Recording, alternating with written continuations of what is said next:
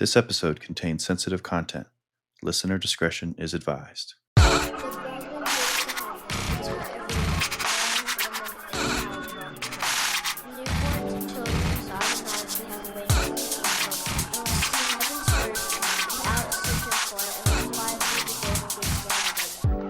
Welcome to the Culture Podcast, where we uncover the hidden mechanics of high control groups, their tactics, and their impact. And we speak with the survivors who broke free. My name is Derek, and I'm your host. My name is Trinity, and I'm also your host. On this podcast, we explore cult life as real people who have lived through the life-changing process of leaving a high control group. All right. Welcome back, everyone, to the Culture Podcast. I'm, of course, Derek, and with me, as always, well, I would say almost always, my co-host, Trent. Hey, Trent. Hello. And we're really excited to have a guest on who I'd say has a lot of creative endeavors. We're going to talk about a few of those. One of them, a book that has come out called Novice Enthusiasm. Welcome to the podcast, Sean Miller. Hey, thank you so much for having me. This is really fun and exciting. I appreciate it.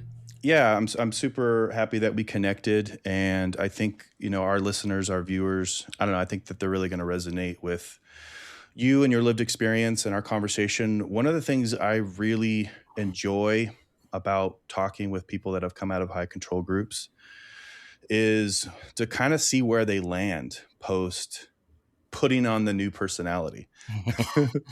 So you gotta had to tell me there was going to be some trigger warnings. Yeah. Oh, sorry. Well, it's actually in the recording, our little intro, so you don't get it live. But it's like what did the group that we grew up in hinder from us, kind of towards our natural individuation, and then where they land, and it's really cool to see from what I've just known of you, just from kind of diving into a few things.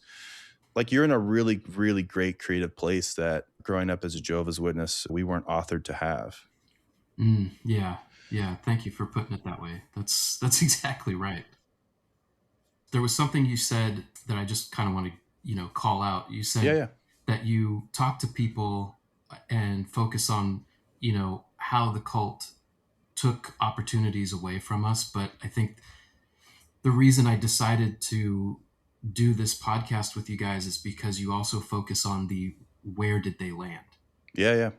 And that is really important to me. And that was something that I oftentimes felt was missing from the ex-Jehovah's Witness community. Mm-hmm. The where are they now? What are they doing? Yeah. And it focused on, look how bad this was. Look how much I got hurt. Look how much I lost. Look how much was stolen. And which is true. Is true. And you absolutely need those voices and those channels, right? Because that's its own niche thing of the waking up process. Yeah. So I just wanted to commend you guys. It was the thing that made me feel calm about doing another ex-Jehovah's Witness podcast, because you never know if somebody's like really bitter or they just want to be angry and talk a lot of shit. Yeah. And well, I also do that. I love it. I also think it's really informative for a listener, because I try to inhabit a mindset of like, I don't know where that person's at on their journey out of the cult. Mm-hmm. Pick whatever cult they're at. This could be they're still in. This could be they've been out for a month, a year. Mm-hmm. And it's also really great to have a conversation with someone who's been out for many years, mm-hmm. because they're just innately going to be in a different place. Mm-hmm. And so that place could still be, as we talked about beforehand, in an angry place, bitter place, a place where they don't have answers. I think what we landed on is it's the telling of stories, mm-hmm. and capturing that moment in time for everyone, mm-hmm. that's helpful.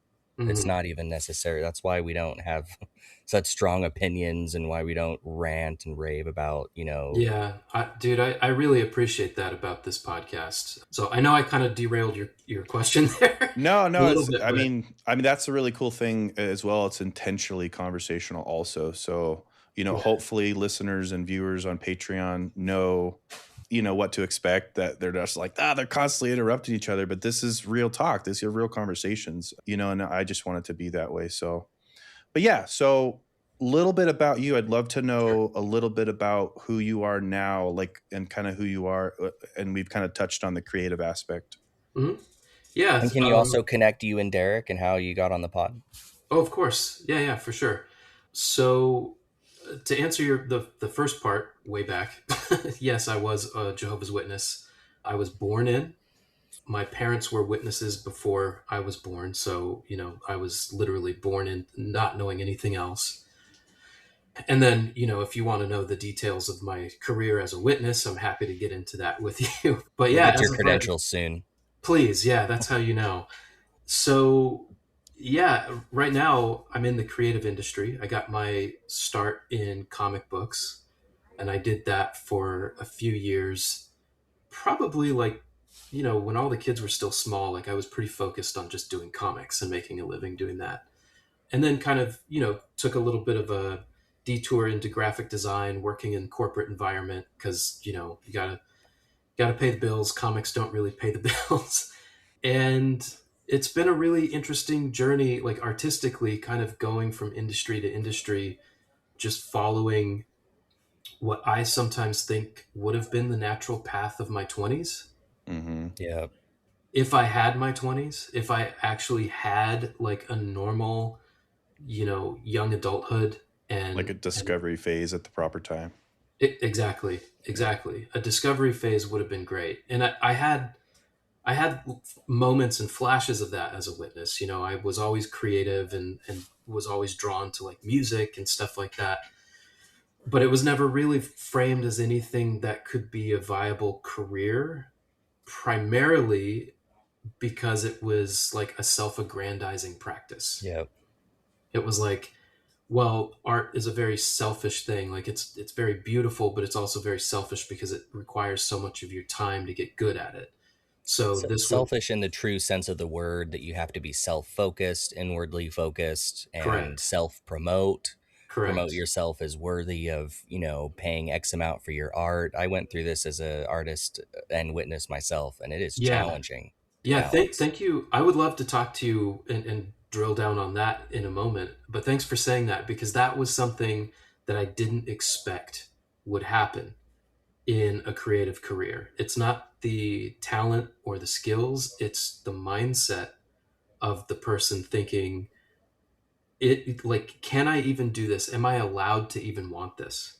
Am I Yeah. allowed to even try this? And Mm-hmm. that, I know that's got to sound very strange to people that have not grown up in a high control environment, but when you really live it and you really believe it, you believe that you really don't deserve even kindness. Yeah. It was called undeserved kindness. Yeah. Yep. So, that sort of thing, if you really believe that about yourself, okay, go try to take a passion project and throw it out into the creative industry. See what happens. Yep. Bro, you're going to get fucked up.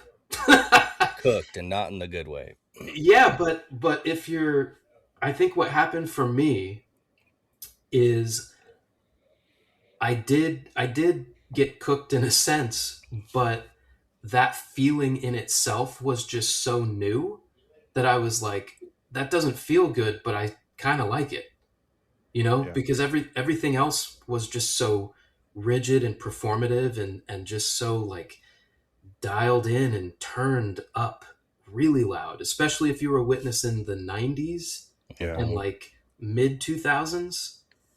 That was a different animal than what they've got now. Yeah, I think if 100%. there was a normal upbringing, you had quote unquote normal parents, and I don't know if your parents are normal. I'm sure we'll dive into that, but I assume, so I don't want to say like they're not normal, but they're not training us and equipping us in a way other parents would, where they're like, try soccer practice, go play Yeah, in band at school. I yeah. mean, I have memories where like, hey, I want to try band, and they're like, no Mm-hmm. extracurricular activities after school, no time Mm-hmm. spent. And I just feel like if you had that type of environment, you would have been given that early on to fail, and for them to go like, oh, it's just part of it. Like, Mm-hmm. that's part of the process. Mm-hmm. Um, but in my opinion, we weren't given that. We were just given like, no, you're going to learn how to preach and teach. And we got meetings on Tuesdays and Thursdays and Sundays, and we go to service, and you just stay in that routine. Man, being an artist as a witness is killer, dude. Killer. Yeah, it feels like you're suffocating. Yeah, constantly. In your own unique way. Not to say that we have a special sort of like extra sensory way of experiencing the witness bullshit. It's just that particular type of like wanting to express yourself. So here's one that really messed me up it didn't mess me up as much as it made me angry, because it just felt so short-sighted. A lot of the pushback I got was, oh, there's a lot of homosexuals in the art industry. Mm-hmm. Oh. Isn't that crazy? I remember shit like that too. What? Seriously? I remember having that conversation with my dad at the dinner table, because, my dad was a very, very well-respected elder with lots and lots of responsibility, like on they call it a region now, but a district. So he like took care of a district in Northern California and Central California. And growing up in that environment with somebody with that level of authority and like the ability to like move people physically and mentally and emotionally, it's pretty awesome. But it's also, there's a lot of pressure that comes with it. So to hear something like that from my dad, I remember carried a lot of weight, but also I struggled with it, thinking like, that also sounds really dumb. Yeah. We talk about this on pod a lot, these little moments in our youth or in our past before we woke up of disconcordance, where we realize like, wait a second, this is like, I like almost like your real self coming out, and you're like rejecting the witness ideology for a moment. Well, and you also have a parent, they're in a position of authority, and then also a father who's an elder who has more position of authority, and so there's a respect level there. And then you hear them say something, you're like, I'm just a child, or I'm young, and that kind of doesn't make sense, but okay, this is the only framework I have. Yeah, I mean, there was ways for them to always justify what it was that they were saying. There was some principle, right? That was the thing that really kind of always shut things down, because I would look for a hard and fast rule. I'm like, Dad, where does it say this? Mm-hmm. And he'd always get me with well, it's the principle of what's being said. It's like, that's the cop out, It is a cop out, yeah. And then you find yourself with one of your children accidentally saying that same thing. You're like, fuck. Yeah. I can't believe I just copied my father. Yeah. But, I think I lost the thread just a little bit, but. Well, I know creativity. Like, I don't know what we just released an episode with some friends from Griswold House. And if you're watching or listening and you haven't heard that yet, I definitely recommend to go back and listen to that one, because it was two creatives that have now started a company, which I think is amazing. And they retold or regaled how they were part of a production for the Watchtower Bible and Tract Society. And, they were performing for the delegates for an international convention at like a private show. Ooh. Yeah. And, it was so hush hush, but they talked about that experience. And I was fortunate enough to see it. And I just remember I was already waking up. I remember feeling so sad, because I'm like, they don't get to do this ever again. They're talented, and there was many people there, musicians, singers, dancers. Well, they might if they leave. Yeah. And that's the thing, is like, yeah, you if you stay in, this is it. But if you get a chance to go and spread your wings, you're going to see how great it can be. Yeah, dude, you're absolutely right. Like when you do a drama or something, because my dad he did the production for a drama one time, and I was in it, and there was like just a ton of work. Yeah, there was. You were in a drama. Dang, I was in a drama too. Were you really? Drama buddies, man. Wow. Yeah, I played a young King Josiah. Oh shit! I played. Damn, yours is so much cooler than mine. I played like one of Isaac's sons, like I just was a the lead, random man. son that did shit in the Bible. Like he didn't lead a you tribe into battle or anything. He's you just had a some chance dude. to say that you played a tree, you know? Yeah. Yeah. Yeah. But yeah, But it's unfortunate, but you got out and now you can, fully flex that muscle. yeah, yeah. So I want to talk about that, but I do want to go back just a little bit and talk about, your story. So a little bit now. You sprinkled in your father was an elder. What was your upbringing like? Like, can you kind of touch on that a little bit? Yeah. My parents were actually, I think as far as Jehovah's Witnesses go, pretty pretty balanced, I think, as far as like allowing my brother and I to kind of experience little bits of the world or like little bits of their past to see when they were worldly. So Mm, it was enough to kind of like be honest about it, which I appreciate, but also framed in a way that still left you feeling kind of scared. Like if we chose this way of life because it is actually as bad as they say it is on the other side. And we know. And as I've gotten older and I'm a father now, it's really interesting like reliving and reframing some of those pivotal conversations that I remember with my parents and thinking like, oh, they like they had it all figured out, but they also didn't. Like they knew that they committed to this and they were gonna make it work and it was gonna be the best possible version by the book. And and you know what? I respect them because they walk the walk and they talk the talk. And I think if you make a dedication like that, you know, if you hold on to it, even if I disagree with it, like I still find a way to respect that. That yeah. is you know, so damn healthy, man. I love that for you. you know what? It took a long time to get there, and I will be honest. Like when we first started talking, I was like, I don't think I want to do another one of these podcasts unless I know exactly where I stand. Mm, Mm. And that was an impetus for me to finish the book because it was in a state of like almost there for so long oh, that I I love was it. like, like The catalyst. this feels like the perfect time to just wrap this shit up, take ownership of it, say this is how it affected me and this is how I used it to actually improve my situation. Yeah. That is really the only reason I'm here. Well, that's really interesting. I often talk about on the pod how I kind of land in like a really logic based system of how the world operates and the scientific method. But I Mm, always go back to like there's so much weird shit out there where the universe speaks to me. hmm And it's like moments like this where it's like you were at the final stretch and in that moment we connected. yeah. And that connection led to the next phase for both you and I. hmm And there's weird stuff like that where it's like I have to believe sometimes that weird shit happens, Oh, you know? yeah, totally, totally.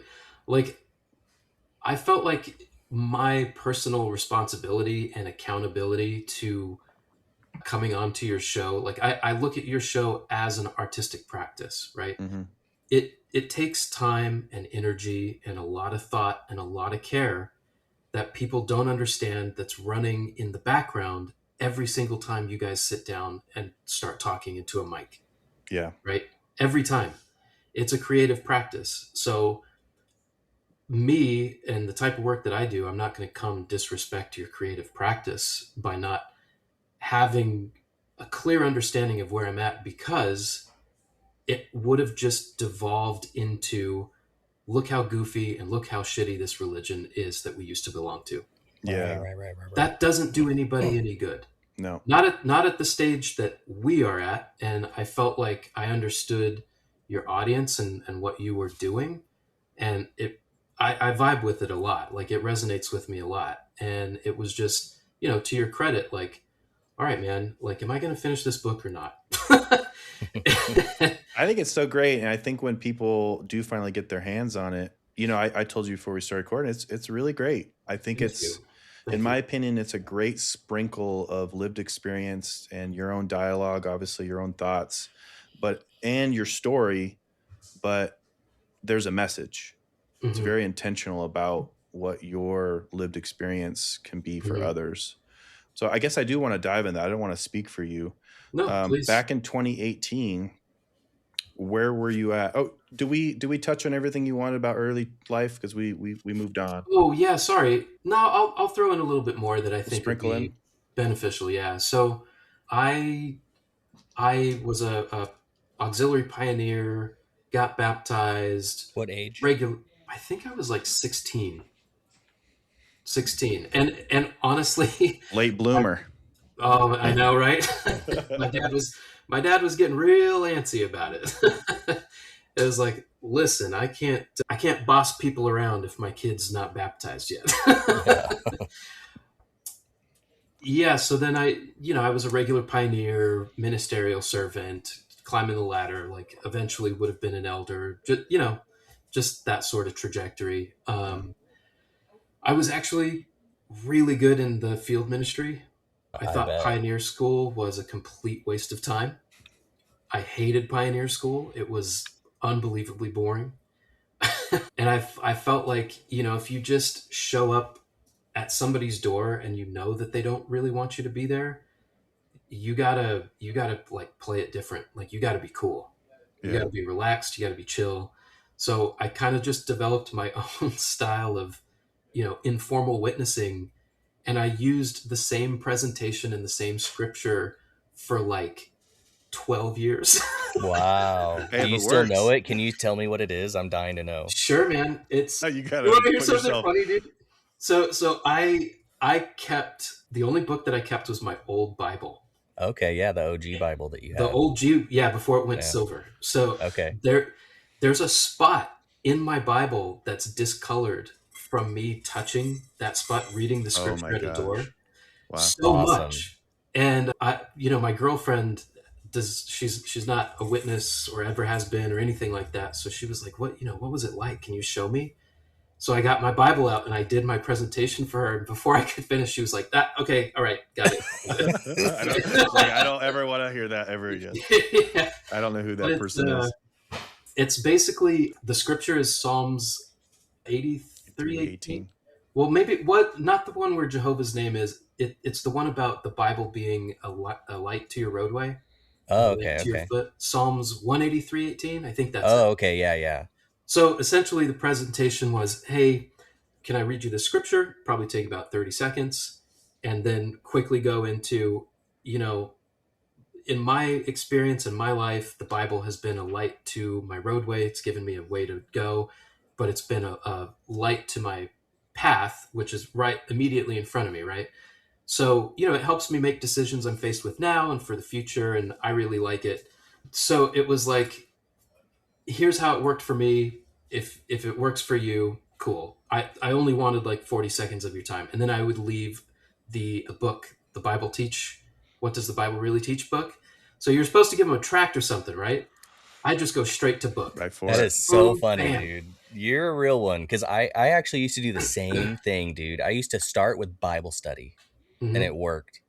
It And I worked. would I would pass out the What Does the Bible Really Teach book, and I would Yeah. basically choose a chapter, like something I felt was compelling, Oh, yeah. and find some way to like I would literally I would do everything, man. I Yeah. tried everything. Would you I do would this ask one? these.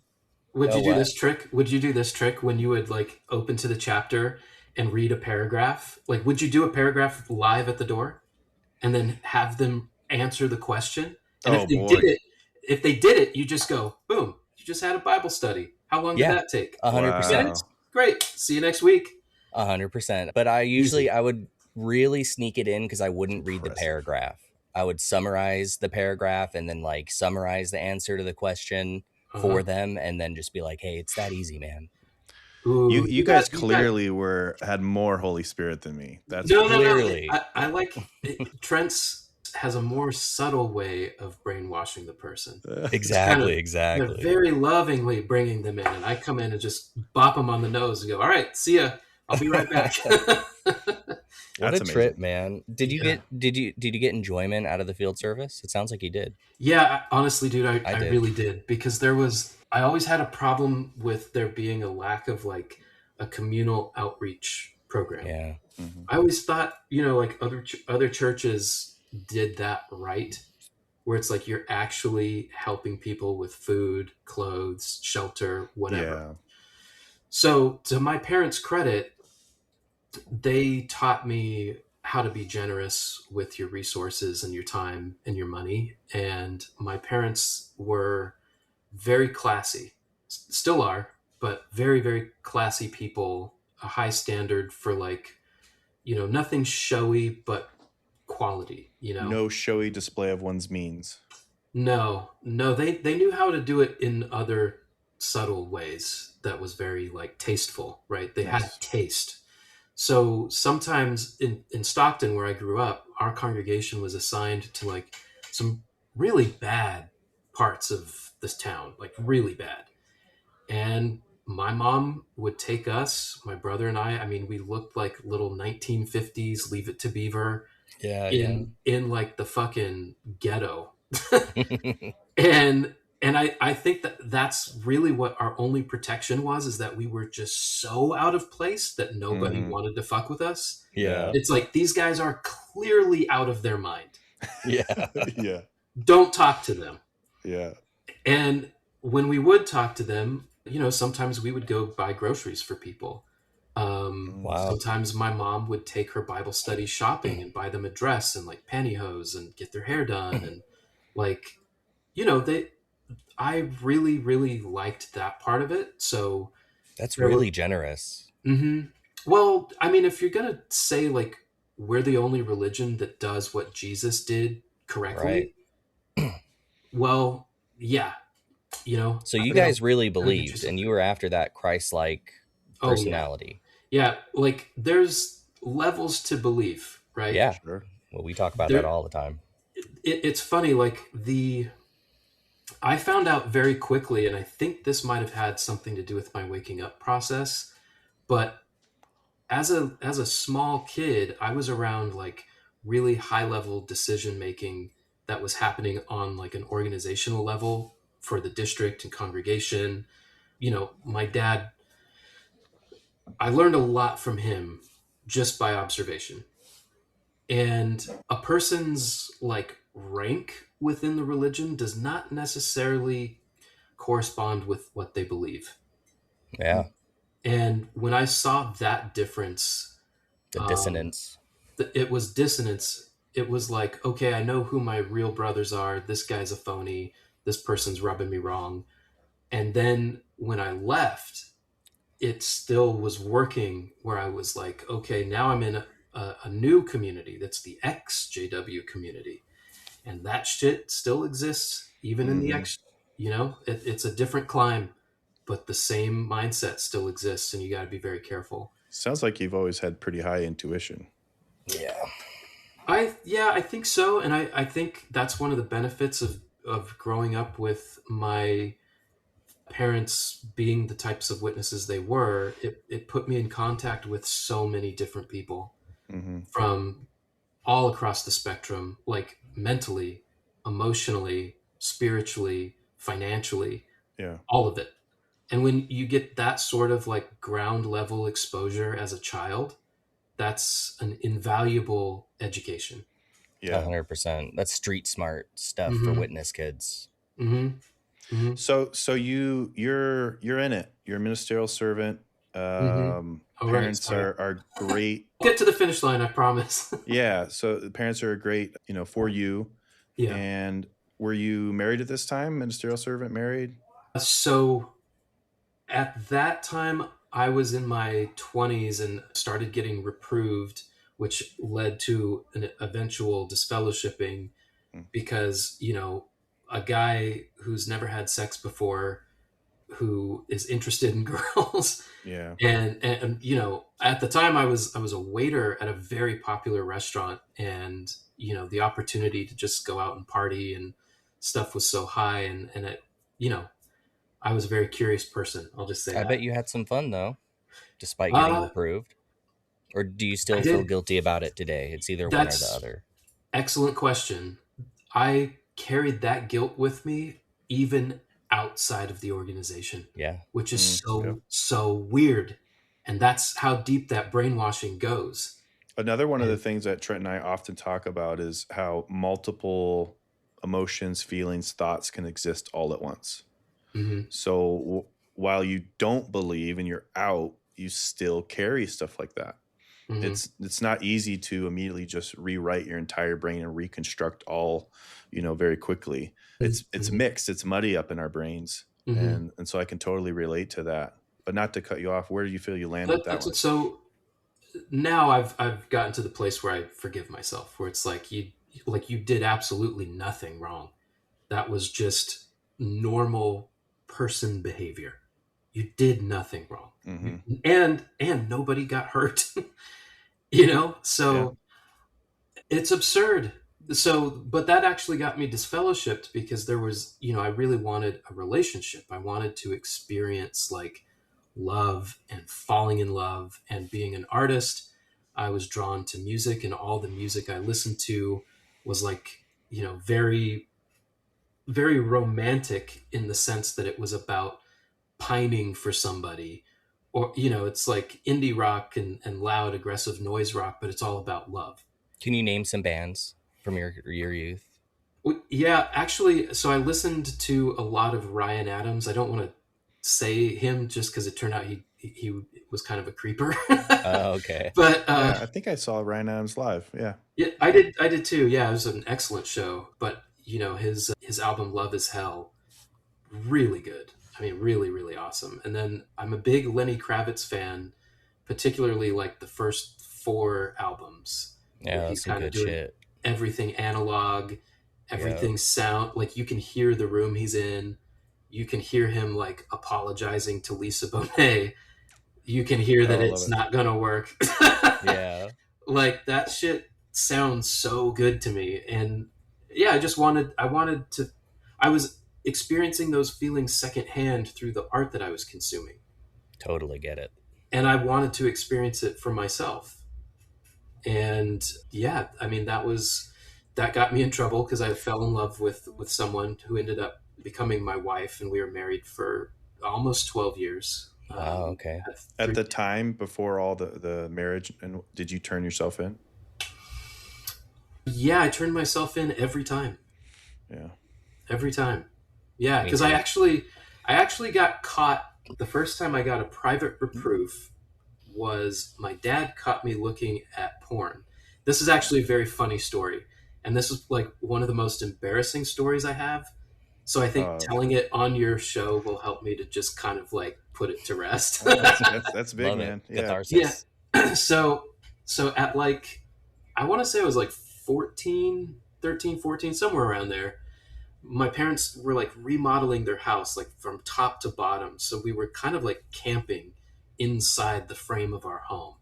And my mom was also pioneering, my dad was pioneering. So I was left home a lot by myself. I was also homeschooled through this Jehovah's Witness homeschool program. Wow. So, the level of education I was receiving was iffy at best. Yeah. Been So I was experiencing the world through the internet, and that was still pretty early internet days. And to make a long story short, I jammed the family printer with a bit of porn that I was trying to print out for myself that I could mm, hide. And my parents came home, and I just unplugged everything, right? Ugh. Not knowing that it was still going to be in the queue when my Yeah, it dad saves it. later went to go print out his public talk for oh. that Sunday. Oh So The my irony gosh. there. Wow. I know. So what ended up happening is my dad came down on me pretty hard about that. It was a first offense, Hmm. and my dad just went straight to the elders. Wow. Whoa, So, he turned you in. mhm. So he told the Wow. elders, and I was like, again, 13, 14. Your developmental Yeah. shit is just haywire right now. And I had to sit between my mom and my dad in a like I don't know if it was a judicial committee because I don't know if there was 3 guys, but I was reproved while I'm sitting between them, and my mom is sobbing. My dad is just like That is heavy. so traumatic, dude. Dude, it fucked up my sexuality for a Yeah. long time. For a long Yeah. time. And I carried a lot of shame and guilt with me from that experience because it wasn't ever talked about ever again. It was Just just like, bury it and don't do that. God. Don't act on your natural, right, inclinations. right. So, I was just kind of left to figure it out, I guess. And I don't think I really did until after I was divorced.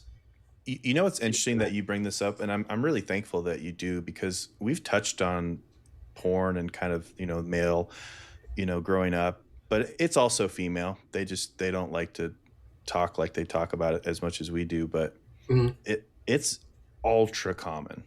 Hmm. Right. And we just don't realize that when we're in that group and we're growing up, and we think that we're the wrong one, that we have the problem. Well, that your own desire makes you dirty.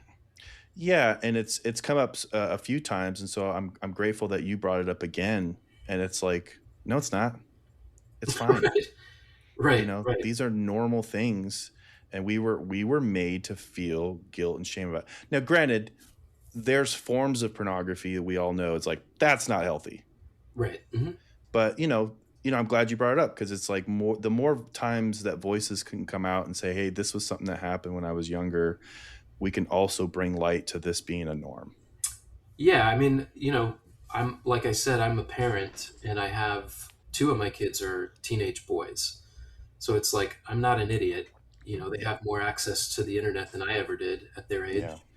So I'm not going to make them feel bad for curiosity. I think what would have been beneficial in that environment as a witness is just normalizing the curiosity Mm. and saying, like, you know, rather than just making you feel shame about yourself and your desire, let's have a conversation about what a healthy desire looks and feels like in relation to other people in the real world. Because that's when the rubber hits the road and you are married and you do have a relationship, that stuff, if you don't have it figured out, it's going to cause problems. Yeah. Did you find yourself having that conversation with your boys, like, because you wanted to right the ship? Yeah, I did like, I think it happened when I found out that they were going to do like sex ed at school.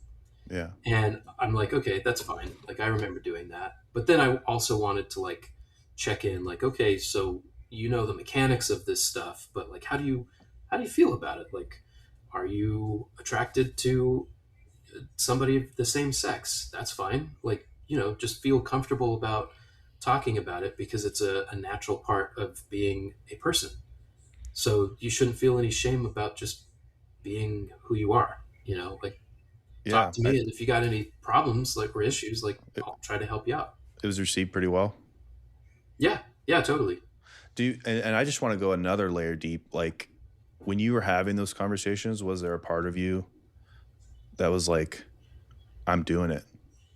You know what I mean? Like, Yeah, yeah. I'm Undoing having the the damage. conversations that I wish my parents would have with me. Yes, yes, but Watching the also, generational trauma fade away. oh, dude, I actually welcome the battle with that demon on a daily basis. Like, I Yeah. want it. I want to get bloodied, making sure that I get that shit out of it. Out of, Yeah. like, it's not going to Love that. exist in my family. However, the the like I'm doing it is also like followed equally by, but I could also still be fucking them up while Yeah. doing Yeah. Yeah. In Yeah. Yeah. new and different ways, new it's and like discovered ways. exactly, yeah, yeah, yeah, right, in different ways.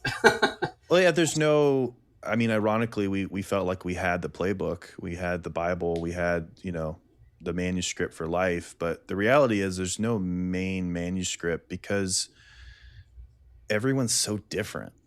I mean, you could have one son, and I'm sure you could relate to what I'm about to say, and you're like, I think I got this shit down with this one.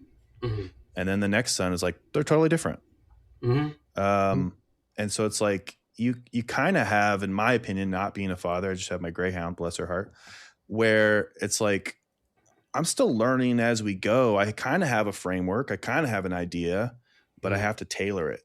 Mm-hmm. And Yeah. we were given one path, Right. Right. and it just didn't work out. So back to so okay, so you got married, Mm-hmm. And then um, and where that were we with that? so got married, kind of out of desperation and necessity. Unfortunately, like Yeah, I did really love her in about as much a capacity as I mentally could love someone. yeah. So, looking back, like she was younger than me, and she kind of got the shit end of the stick. It's like I was a good guy, but I was also very, very immature, and so Hmm. was she. It's not all on one person, and we did our best. We required a lot of help from her family, and I was grateful for them who are not in the truth. She was from a The truth Pentecostal triggered. background. Oh yeah, there it is. The truth. Sorry. She was not a witness. She was raised Pentecostal and kind of was bouncing around different like non-denominational stuff. And she converted. She got baptized and gave it like a college try, like better than I could have even asked for. And that, even though we're not close anymore and we don't really have a good relationship, she will always like and forever have my respect for that, because it took an enormous amount of strength for her to come in under those circumstances and then also be the one that was the catalyst for us leaving together. Mm. I mean, just incredibly brave, Yeah. incredible stupidity on both of our parts early on, but we were young, and she also came from a background that was very hyper controlling and rigid, that didn't teach her anything of much substance. Yeah. So What it's age kind did of you like get married? I was 20 I was 26, I think. Yeah, then that's young and witness, especially in witness age, because That feels mentally, that feels old for a witness guy to get married.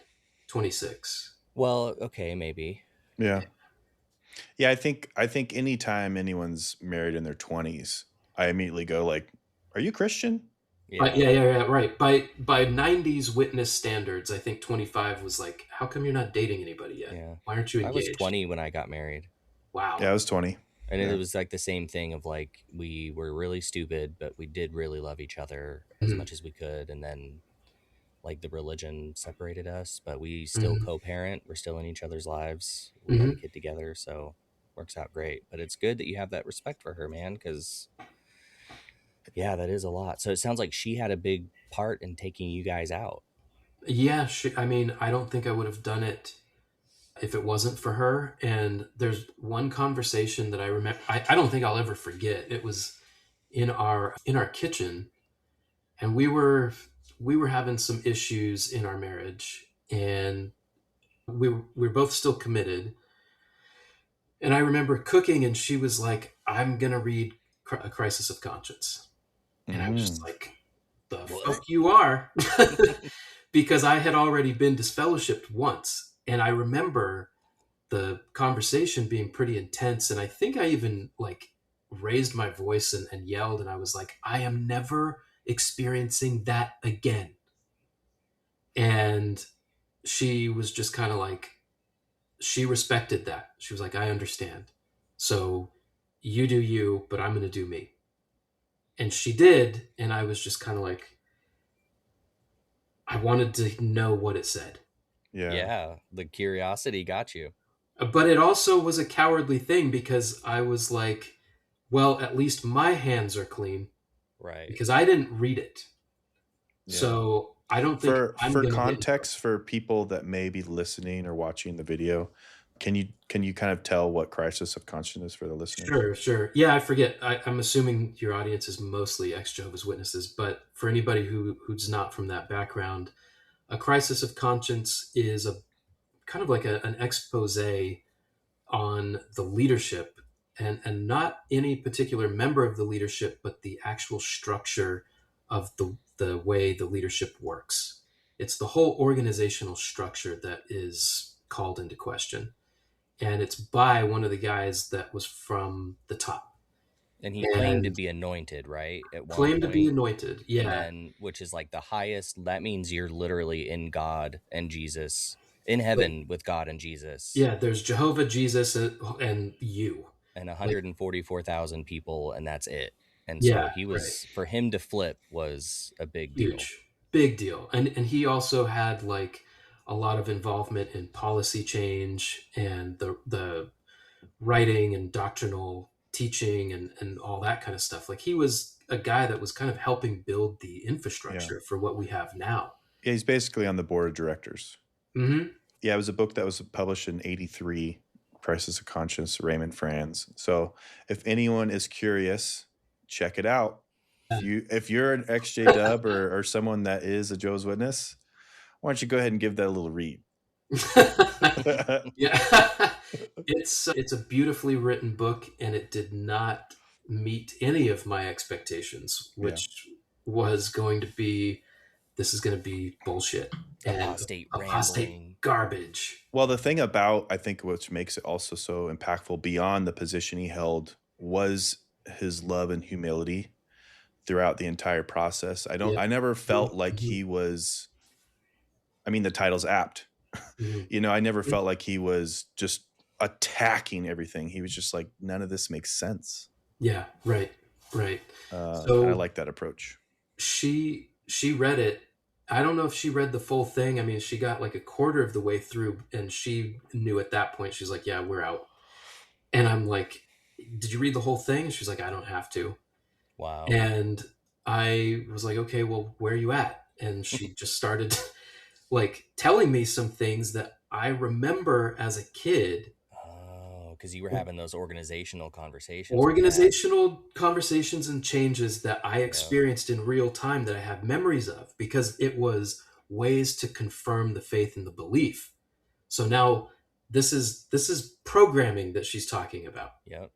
And then when I read what went on behind the scenes during that programming, and like what was actually happening and the hypocrisy behind it, that there was actually two different sets of standards, I was like, that does not compute. Yeah.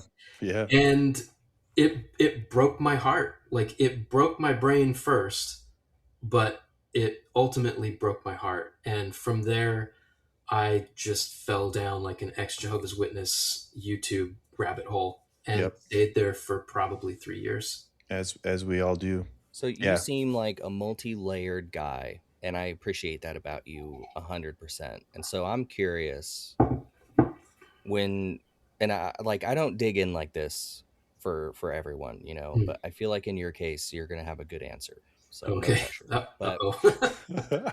when you felt the first twinge of the oh shit moment, like Okay. tell me what went through your mind and how all encompassing that was for you. Whew. And then tell me what happened as you continued to learn confirming information time and time again. Like, I want to go down this with you because I bet it was torturous, Oh, but also man. very interesting. What an amazing time. Yeah. I mean, looking back on it now, I'll start here, okay? I'll just say that this type of question could give an answer that could feel victimy, right? And that's not where I'm at. So in the answer and sharing the experience, I'll probably touch on some stuff that might even make me feel that way. But that's not how I feel about it now, and I am grateful for the experience. I put somewhere in the book that a person only needs to experience that one time before they go, okay, I need to figure shit out for myself. Yeah. Like, I'm sure there's probably many times in life that you have things that just kind of fall apart on you, but that felt like a foundational change for me. Like the whole rest of my future was going to be based on this single moment. That's the pressure I felt. And it wasn't like a self-imposed pressure. It was just the gravity of everything hitting me all at once was like, what? It felt like I was unplugged from the Matrix. Yep. Yeah. And I can tell you the exact moment. So it wasn't when my ex-wife told me about, crisis of conscience and that stuff in there. It actually came from watching the Australian Royal Commission into the child sex abuse. And it it was so boring and so dry and so methodical. I could not get enough of it because I forget the guy's name, but the lawyer was dismantling everything in the policy book that my dad had in our house that we were never allowed to look at. This guy had Shepherd one. the Flock book.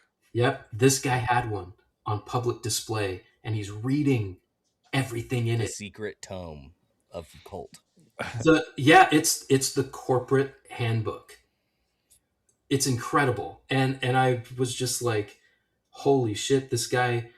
It was just, he wasn't being cruel or mean or anything. It was just applied, dry logic. So yeah, you saw them get ratioed logically. Like, oh my God.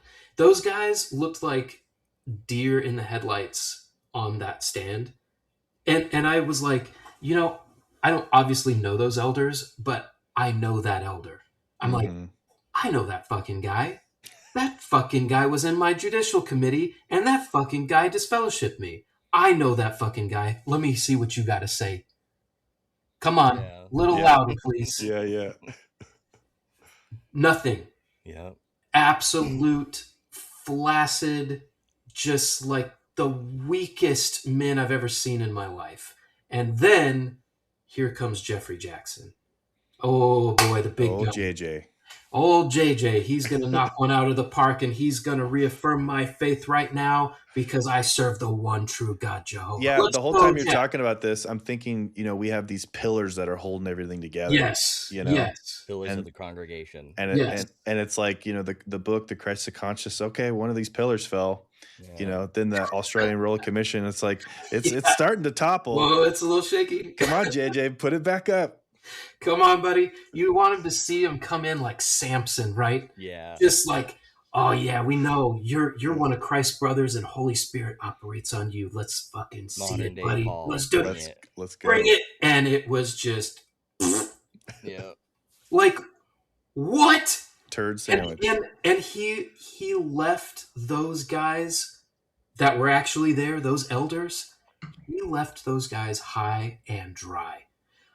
That was the moment when I realized, like, okay, the dudes at the top, this is a corporation, and they are not going to take a hit because of you, random elder, publisher, whoever, out in, wherever the hell you live. Like, you know what I thought when I was watching that? I thought about the term that they've used and had us do is spiritual warfare. Spiritual warfare, yes. They should have. Where was the armor? Legal warfare, right? Where's the armor? Yeah. Nobody had it. Nobody had it, and it fell completely flat. And Jeffrey Jackson washed his hands and was like, goodbye. And I remember I was watching it on my phone. I was folding laundry, and I just started sobbing. Oh, yeah. Because the amount of anger mixed with disbelief, disappointment, and then loss, and then your mind immediately starts going through this like hamster wheel Rolodex of like, wait, I didn't have my birthday when I was that, and I got in trouble for having birthday cake that one time, and I lied, and then I got in trouble. And wait, I really liked so-and-so, and I couldn't date them. It was just... That came for you instantly? I knew it would. Like, boom, all in a flash, just wham. And I, like, I guess that's what an anxiety attack feels like. I don't know, but I like felt it physically in my body. True Like I panic. panic. Like I Like started like, survival instinct panic. yeah, my heart Yeah. was racing, and it was just, It's really hard to explain to people that haven't been through that experience, and it's even hard to explain it yeah. because in my mind, in my opinion, it's like a complete rewriting of your reality. Yeah. 100%. And In that moment, it's an etch-a-sketch moment where it's just Mhm. like, and that's why I think the Matrix, thing, it's funny, it's a sci-fi thing, it's a story, blah blah. I get it. But it's like just watch The Matrix and you'll understand. You know what another movie that really did it for me? The Village. Oh, I yeah, loved that yeah, movie. Yeah, I love that one. I Great watched movie. I watched that movie with my partner and it starts slow. She's like, "Okay," Mhm. but it keeps going and it's just like, "Why?" And she said, "Why do you love this movie so much?" I'm like, "Just wait. Mhm. Just yeah. watch it." Mhm. And then the moment I don't want to spoil it, but you got Okay, to. it's And been 20 you got years. to in this moment. So if you haven't seen The Village, I'm sorry, but she climbs over the wall Yeah. and my partner, she's like, "What? Yeah, Yeah. Wow, what's going on?" And in that moment I said, "That's what it feels like. Yep. Right. yeah, Right. That's what it feels like to wake up and go through what we went through." Right. Where you're like, "We don't live in an old fucking town in the forest and creatures like what?" yeah. Yeah. And Right. Right. And and so it's the not yeah. Oh, no Okay, you know spoilers. what? Can I add something real quick? Yeah, I think that level that you're experiencing, where you're like, that's what it's like. What scared me was that I'm also living in reality. yeah, So this is something that was created, that I'm living in, and nobody, like, everybody's like, yeah, you're just a normal guy.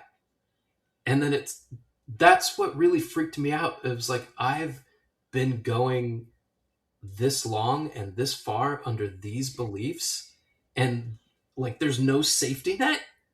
yeah. There's no what. It's well, almost exposing and vulnerable, right? Because you're like, I've been living life under these circumstances and these beliefs, and it's all fake. And like, you kind of Yeah. look back at your old life for a moment, and you're like, holy shit! Like this was a Right. yeah. whole life that was not real. And that's when Yeah. some people go like, "Finally, welcome." Right. Yeah, Right. Right. But that's why I say I'm grateful for the experience, because you know, like, my life was pretty good in that in pod, the bubble. in the bubble. It was pretty good. My parents did a good job of giving me a good life, even though those things were not true, what we believed in. So I had to wrestle with that for a minute, and I talk about that in the book I wrote, and kind of frame it in a creative context, where it's like, okay, if this thing that I believed in so hardcore was able to motivate me to do all of these things, what could I do if I build my own belief system that I truly, like, That actually supports believe, you, and it that benefits supports you. me? Yeah. What could I do with that? And that's what I mean by, I'm grateful for that experience of having everything hit me, and Mhm. me, like, almost collapsing and just, like, sobbing. Like, I It's don't know it's that I'll ever powerful, it's have to do emotional, that it's a again. blank canvas. For better or worse, most people will, like, by percentage in the world, will probably never experience something that life and mind and reality altering and bending all at once. Well, I mean, good for them. God bless them. Yeah. Yeah, yeah. God bless them. Yep. So how did you navigate with your ex at the time through this experience after? What were those days, weeks, months like? Wait, I'm so Uh, sorry. Before yeah. we move on, I wanted to say a couple things. So I asked you that, and I knew you'd have a good answer because in the past, we've talked on previous pods about likening that moment to something in the real world. Like, what is that like for real world people? And I think that the closest thing that you can come to is like wartime experience Mm. or an enormous natural disaster. Those are like the Mhm. only two things Mm. that Yeah. typically cause that level of loss and Mhm. reality bending and change Mhm. that quickly. Like Mhm. a bomb drops and Oh, wipes out like you're your saying, like the analogy is like we're not safe. Like a war or a big flood happens, and so it's like my life's now different. I've Like lost everything. your exactly like security is just the gone. flood comes and wipes away your entire city and you lose your mom and your dad and your Mhm. sisters and your church Mhm. and Mhm. your everything Mhm. and you have to start over. I mean, that's Mhm. like the Yeah. closest thing to what we experience, Mhm. like a big natural disaster is Yeah, the only thing that can cause that kind of huge impact, naturally in the world. I think yeah, that's a really great example. I've given it some thought, and I think like on some levels, I was in LA recently and saw all the devastation from the fires, and I mean, it's truly unbelievable. Mm. And I think there's people, I've listened to interviews from people who have lost homes and stuff in those fires, and it's a similar way that they talk. I think also another thing that is kind of burgeoning at the moment is like the political side of things. Like Mhm. historically, we're living in some pretty wild times, like technologically, politically, The all. Yeah, last days. Yeah, Yeah. totally Yeah. right. You're gonna trigger one of those panic attacks, buddy, live. You better be careful.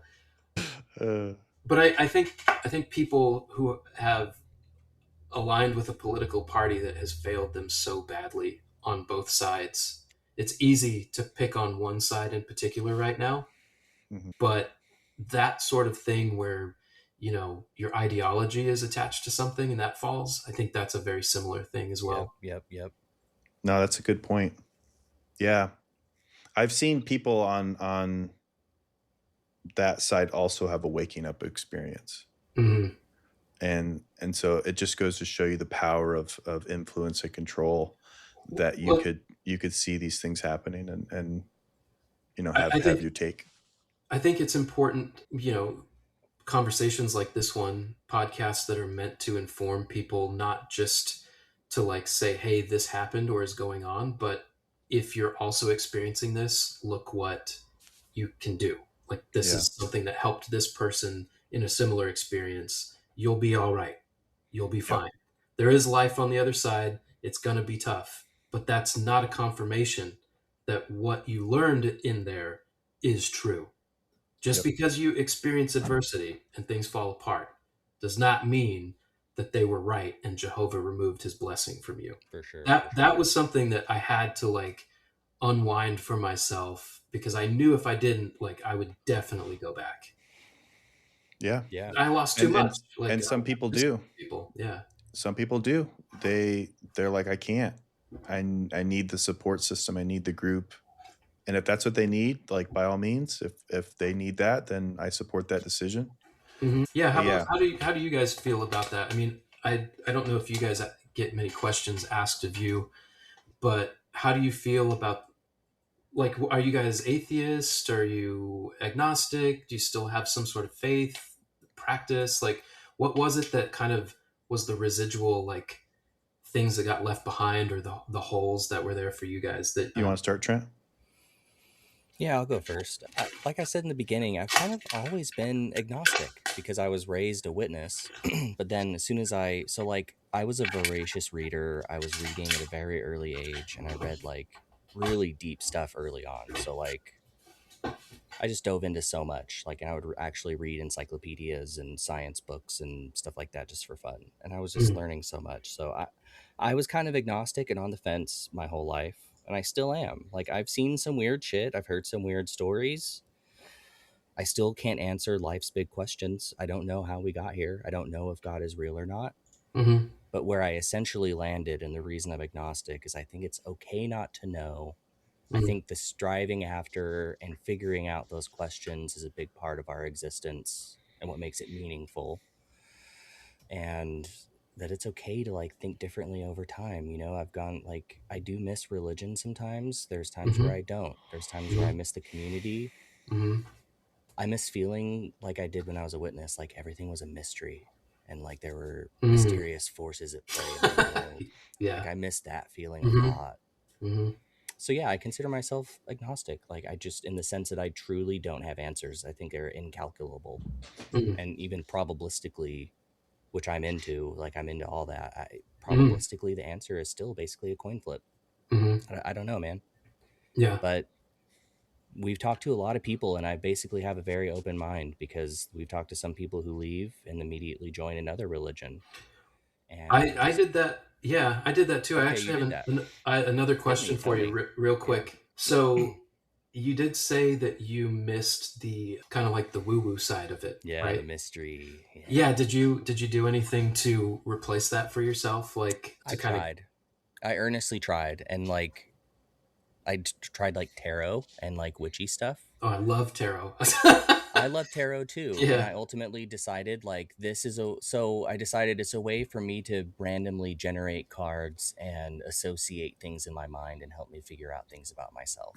Uh-huh. Like I don't know Yeah, what yeah, else yeah, there yeah. is that's Totally. magical about it. It's like an awareness thing, It's an right? awareness thing. It helps Yeah. me introspect. I'll draw Yes. cards and I'll say, I actually really don't like those. I'm worried about that actually. Or Yeah. Right. you know what I mean? I do know what you mean.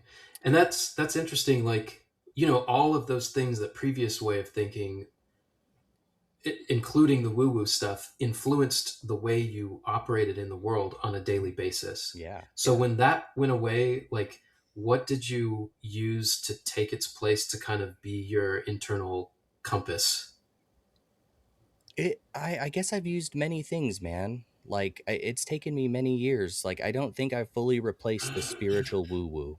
Mm, Like I've done meditation. I started playing more in different video games as a sort of meditation and enjoyment. mm, I me and Derek like philosophize all the time. That's mm, what got mm, us here mm, Yeah, we together. were just talking about that yesterday. Yeah. Um, and it's funny. I was going to say, not to interrupt Trent, the woo woo stuff. If I was going to go back to a Christian denomination, Catholic all the way. I I want the OG. I want the crazy spirits and demons. yeah, I yeah, want the yeah. gothic. Uh-huh. That's the Metal. route. Mm-hmm. You want the metal. Yeah. Yeah, dude. Uh-huh. I want the blood coming out of his Mm-hmm. hands and just yeah. That's my route. We were Yeah. talking about there's a philosopher named Zapfa, Mhm. and he has this idea of the existential elk. Have you heard about this? No. So it came about in the 90s, and he's related to Camus, who wrote the article or the book about Sisyphus. Mhm. I don't know if you're familiar with that either, but basically, I'm just learning it. And I think it's fascinating. We talk about philosophy a lot, but he argued that humans need at least four different things to choose from to have some sort of framework for life. Okay. And I pulled him up because I don't have them memorized, but he said, in order to protect yourselves, you have to either isolate, so you push disturbing thoughts out of awareness. You have to anchor, so you attach to a meaning system like a religion or an ideology. Mhm. You have to distract yourself constantly to avoid reflection. Or you have to have sublimation, so you turn that suffering into art or philosophy. Okay. Yeah. I'm the last one. Yeah, I forgot to mention I've done the last one too for sure. Yeah, Yeah. and that's what we were just talking about a couple of days ago. Is I feel like we all could be any of those numbers at any time, and it's okay to be multiple. It's okay to be one, as long as you're not hurting people. Sure. And I'm right now in my life with this podcast and my trajectory with schooling, going to school for anthropology degree, and then ultimately trying to work to be a counselor. I'm four. Mm-hmm. Now, I hope that I maintain four, Mm-hmm. sublimination, if that's how you say it. But Mm-hmm. that's to answer your question. I was going to tease. I wanted Trent to go first because I knew everything he said would be my answer. So he put in the hard work, on behalf of me. But that's pretty much where I land as well, agnostic. But I said it earlier too, like scientific method, logic, reasoning. But I also go like, there's weird stuff out there. I'm okay with it.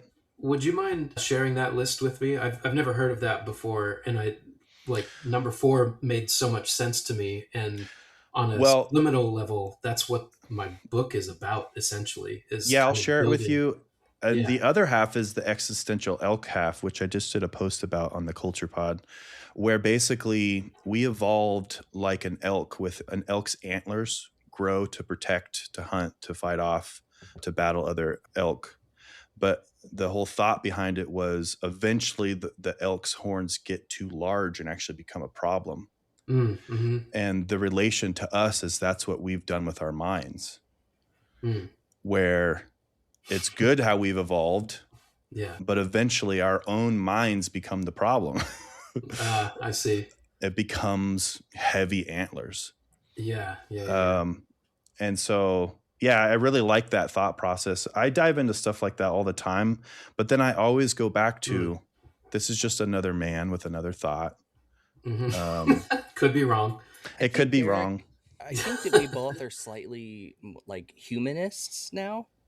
Mm. Humanists, and I think I land now, and I'm open to changing constantly to absurdism. Mm. Like I'm not a nihilist. I approach myself with a positive nature, and I definitely don't want to end it all because life is meaningless. But Yeah. life's pretty absurd. Like, It's It full of RNG. Are it you is. familiar with RNG, I'll Trent? before you explain that, I'll tell you, I did kind of like really go the absurdist route for a minute, because it was like it really took a lot of the weight out of the things that I was feeling. And I have ex Jehovah's Witness friend back home, and I, called him one day and was just kind of telling him about where I was at, and he very like politely and lovingly was just like, you gotta stop feeling sorry for yourself mm, at this point, where you're at. Like, you can't stay at this spot. yeah, And I was like, okay, how do I get out of it? It's like, well, I don't know. It's different for everybody. So the yep, absurdist part was kind of like I think the start of it for me. yep, But I like to at least maintain a feeling of control yeah, a little bit, even if it's real or fake. I like feeling like I have a little bit of control and say. So, the absurdist was kind of a little too far out there for me. I don't know. yeah, I still kind of like it, though. yeah. It's like, I mean, I think you'd said this in your book, something along the lines of take what works Mhm.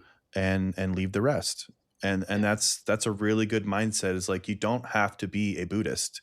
You Mhm. can just enjoy some thoughts and philosophy of Buddhism. Yeah, You I went don't have to go all in on one thing. You could pick and choose everything. I went That pretty hard in the Buddhism route for a minute. Yeah. it's a good route, but Yeah. like most routes, so like I have gathered and collected so many different types of thinking and different philosophies and different religious outlooks over my life, and when you process all of them over time, you can walk away with really good lessons. Like when you Mhm. Uh, process absurdism, mhm. that even if one time that makes a really hard circumstance more manageable, totally Mhm. worth it to have absorbed the Yeah. lesson of absurdism. Yeah. Yeah. Yeah. Yep. Yeah. Totally. Totally. Yeah, it's Um, like you don't want to go insane, and it goes back to that. Like, you need something. mhm. So just, I don't know, in my opinion, just find what works for you. Like, Yeah. I make the argument, you know, even Buddha, there's three branches of Buddhism. There's not even one of those. Mhm. Yeah, Right. you know what I mean? Right. So it's like even men mess that up Mhm. to some extent. And I don't want to harsh or be bad on anyone it is Buddhism. Like, it's great if it works for you. And I love it. I also love Stoicism. I think Mhm. that's a really helpful framework for life. But that is one of the main things. I'm glad we touch on stuff like that. Is this is the type of shit that people go through when they Mhm. have to restart all over again. Mhm. Build self-identity Mhm. from scratch. Mhm. Yeah, you explore all this stuff rationally, see what fits. And some people choose the distraction route, or coping mechanisms with Mhm. alcohol and drugs and Mhm. partying and sex, and I personally, it's like, maybe hopefully if that's what you do, just dabble. Yeah. Yeah. Don't linger. Don't stay there. because it's just, in my opinion, not a healthy route to lock into, because you'll never get out. And then my other take too about life is like, if we only have one life, try to enjoy it, but also know that if you don't have the balance in life, it's going to be a shorter life. Mm-hmm. You know, if you overindulge on anything, that's going to affect your body. Mm-hmm. And Yeah. then so therefore your lifespan will be shorter.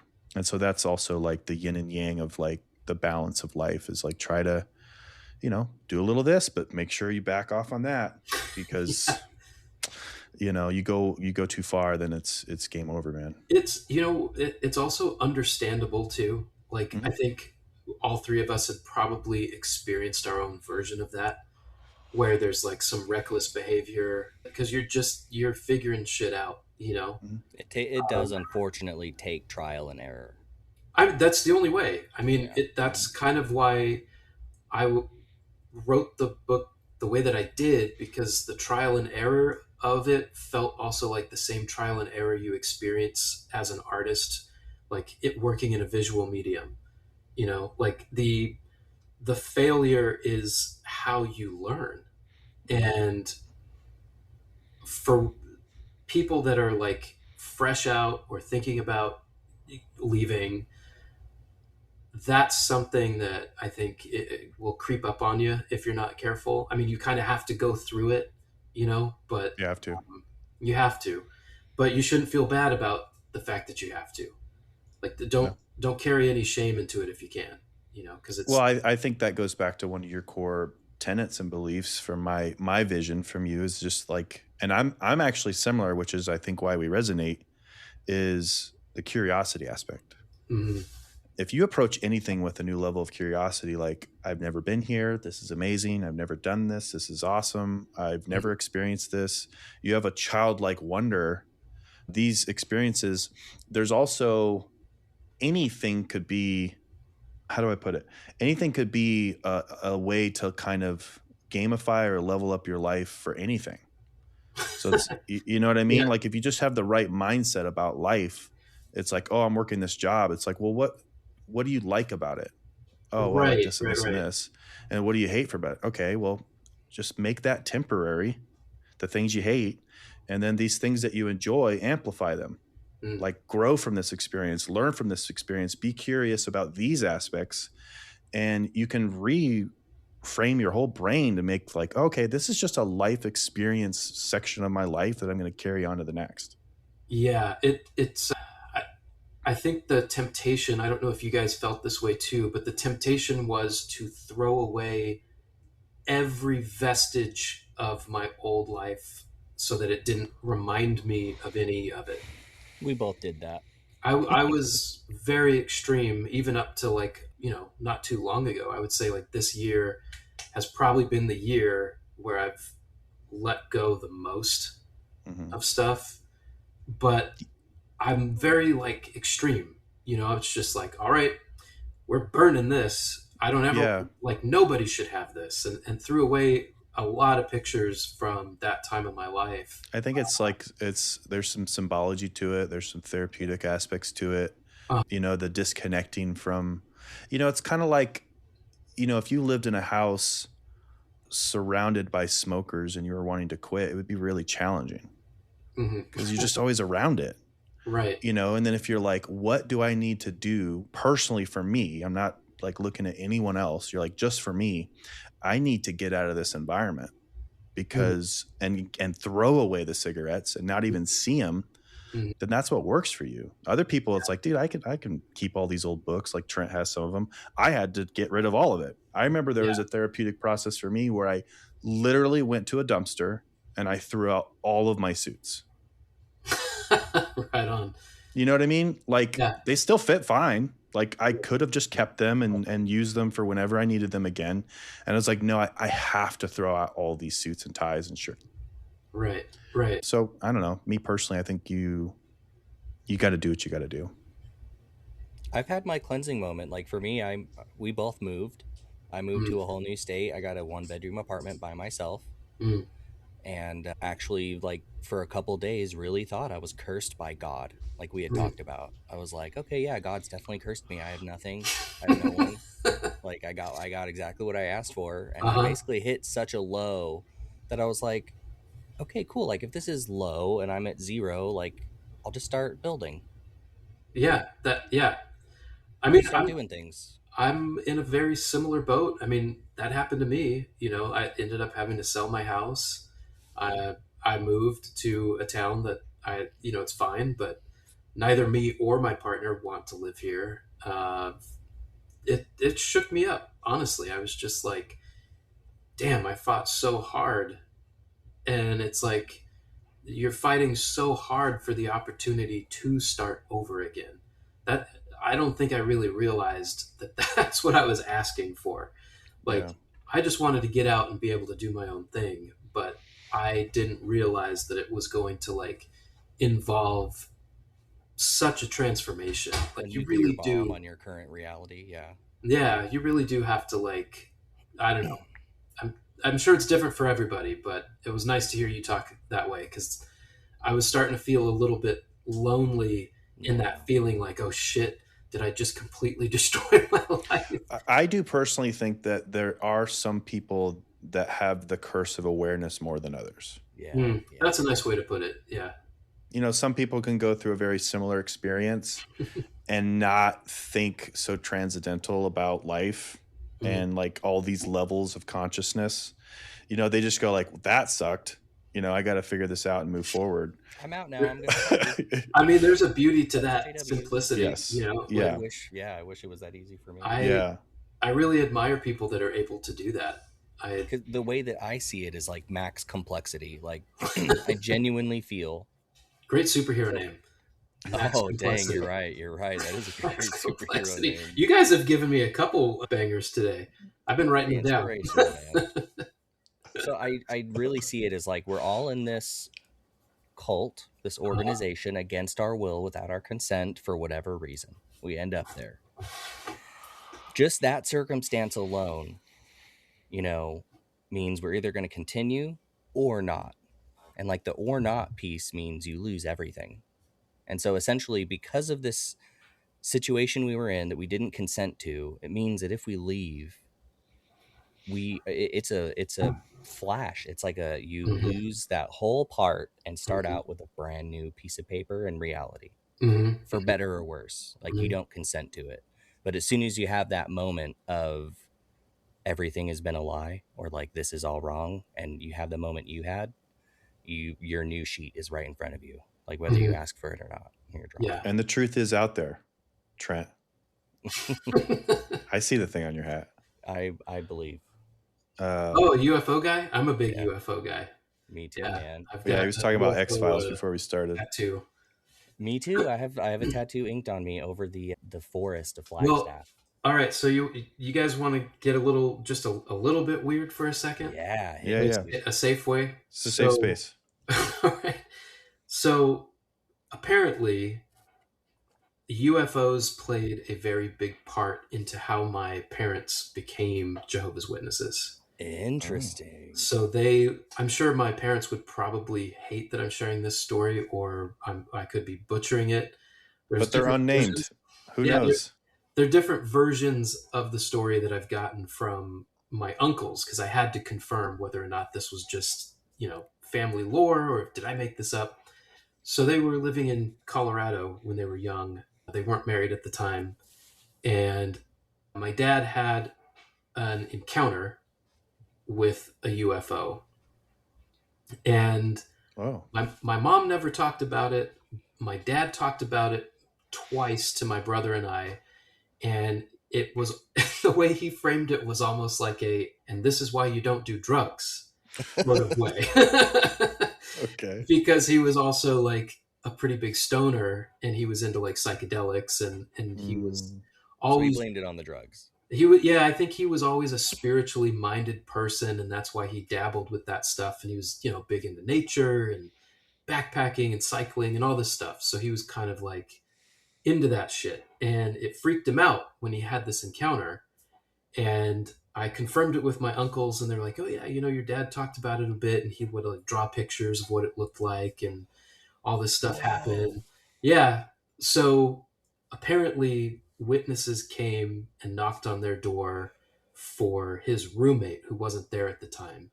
And I don't know where he was at in relation to the UFO experience and them knocking on the door, but he said the way it was explained to him was that those weren't aliens, those were demons. Mm. Mm. Which So is he's like like asking about equally like, what is this fantastic. UFO?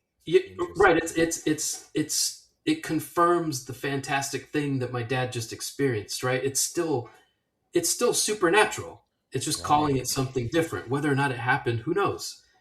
So apparently, like that made sense, and I don't know if that was the catalyst, but I know it played a part because that's where he got the definition for what it was that he experienced. Whenever I hear about like alien stories or ghost stories or whatever, there usually is like only they were a part of it.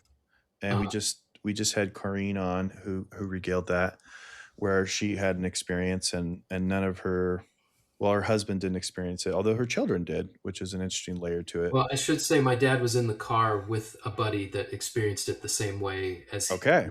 So So Wow. I. that leads to it. And then so that's the type of shit where I'm like, there's something out there. There's stuff I can't explain.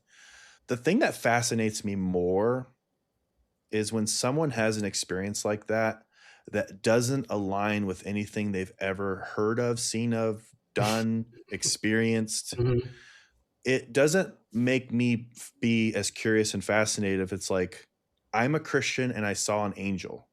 mhm, I'm a believer of science and I mhm, saw an alien. mhm. You know what I mean? I Does want that to make see the science believer that sees an angel. Yeah, that's And Right. more, well, that's challenging still because right. typically they intercept, they overlap. You know, someone who believes in sciences may still be a Christian, or at least they know about the Christianity teachings. It's like, I want to see someone that's like, dude, I saw this weird alien creature with multiple tentacles that I don't understand at all. And he Yeah. told me things about me that I didn't know. And I asked an older grandma, and she's like, "Oh yeah, all of that stuff is real." It's like, how is Yeah. that possible? Yeah, it's funny when I was a pioneer. Occasionally, you're knocking on people's doors. You don't know what you're gonna get, and there was times when I would talk to people, where they would start speaking in tongues, which is Yeah. a Oh, a yeah. really freaky, like that's a weird experience. Mm, And then you talk to people that were like so not religious, but believed the things in the Bible, and they would always have some sort of story of like, I encountered this, I saw this, that was enough for me. yep. And I got to be honest, I never ever disputed those people. It was just like they clearly believe this as much as I believe what I'm talking about. So, all right, right on, man. Yeah. Like that's kind of Yeah. where I'm at with it. I don't know I think what. it goes back to the same thing again. They needed what they needed. They took what they needed and they ran with it, and then they threw away what they didn't. You know. Mhm. Okay, so No, wait. UFOs. UFOs still. UFOs still. Well, I fell down a really, really big UFO rabbit hole because that was also at the time that I was like, I had disassociated. So we're all Yeah. the way up to my disassociation. UFOs and disassociation go hand in hand for me. I love that because it was also a part of mine because it was something that I had always had so many thoughts about and never really was felt the freedom to Google search everything I uh, wanted to for fear of being well, what was it called like weird. 2016 or 2017? That's when they like the government said, yeah, they're real, and there was that footage of like Yes. so I mean, that it's coming was out more and more that they appear to be real. yeah, that was Yeah, and that coming out. I had my dad's story running in the background. Like I had seen weird shit before that I wouldn't say was like a UFO, but it was just like that's weird in the sky. Didn't make sense. And that's about it. So it was like I believed in angels, so to your point. Like I believed yeah. in demons. I believed in those things.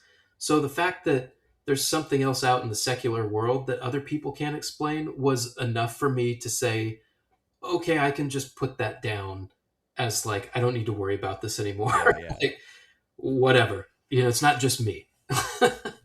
I think the really cool thing about this conversation we're having is listeners, we're touching on everything. Oh yeah. Nothing's off the table on this conversation. Right. So a couple things I want to say about UFOs. The first one is the most relevant. I talked about being agnostic since I was a kid because of science. And so when I'm a kid, I'm starting to hear things about like the age of planets being millions of years, but they definitely have a decay rate.